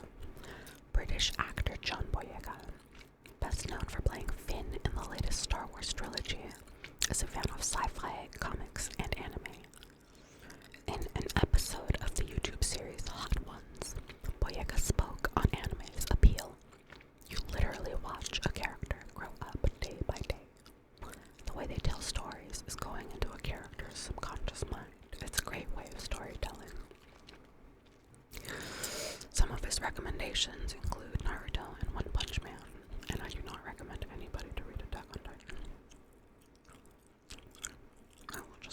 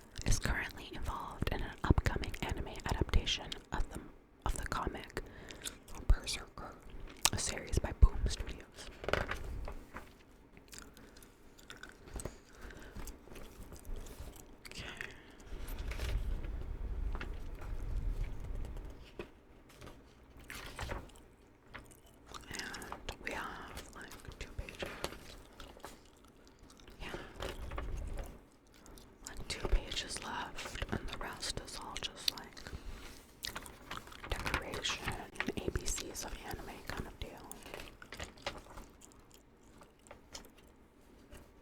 Hi, Diz. I only got like 2 pages of this left to read, and then I'm gonna wrap up. So this section is page 86 of this magazine, and it's titled Drawn Together. And it says, I think this is about conventions. So this says, passionate fans aren't unique to the manga and anime industry. From Star Wars to the Marvel Cinematic Universe, you'll find people of all ages who deeply connect with iconic moments, characters, and costumes from these series. You might think these enthusiasts only show off during Halloween or movie premieres, but that couldn't be further from the truth. The go-to destination for mega fans of any franchise is a convention. Conventions are typically 2 or 3 day festivals that take place inside massive buildings or at huge outdoor spaces. Popular examples range from the Texas Monthly Barbecue Fest to New York City's affordable art fair, but some of the biggest conventions in the world are actually focused on manga and anime. These gatherings are bustling with fans, authors, voice actors, publishers, journalists, and more. Oh my god, I don't know if you can hear my stomach growling.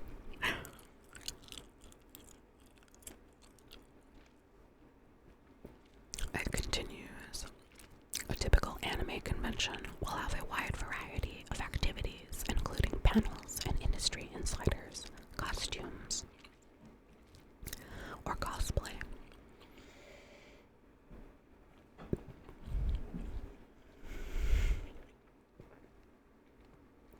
Contests, meet and greets with celebrities. Oh my god, I keep burping. Exclusive merchandise for purchase, games to play, and more. It's amazing concerts, world premiere screenings before they're even shown in Japan, and amazing voice actors who voice fan favorite characters, explained Peter Totara, who's founder of the Anime NYC convention and VP of anime at Left Field Media, the organizer of the event, during an interview with NY1. We've got over 400 exhibits where you can see and buy exclusive merchandise, he added. Manga and anime conventions go back decades. The biggest one, Tokyo's Comic-Con, started in 1975 as Comic Market and had about 700 attendees. Today, Comic-Con is one of the biggest conventions in the world, hitting an attendee count of 750,000 in 2019. The event was cancelled in 2020 due to COVID, and changes due to the pandemic have compromised numbers since then. Aside from panels, interviews, and sneak peeks at upcoming series, one of the most visible draws of conventions is cosplaying. Cosplaying is essentially costuming, the act of dressing up as your favorite character. I love cosplaying around people who also love anime and cosplaying, said Mariah Singletary while attending Anime NYC in 2021. I love the energy, she added. Cosplay extends far beyond convention walls, though, with many celebrities and online influencers participating in the hobby and posting photos online. Larger conventions are also good places to see exclusive premieres of new series or listen to behind-the-scenes talks with top creators. Anime Expo, which draws in more than 300,000 attendees a year to downtown Los Angeles, is the largest anime convention in North America. In 2022, Anime Expo hosted a special panel with producer Manabu Otsuka and writer Hiroshi Seiko, best known for their work on blah blah blah blah blah, Attack on Titan and Jujutsu Kaisen, IDK. I don't give a shit. Wow, both two mangas I don't give a shit about. Mostly Attack on Titan. Like I said, I'm just gonna keep voicing my hatred of Attack on Titan. I feel the popularity of anime is growing, and also the popularity of going to conventions or music festivals.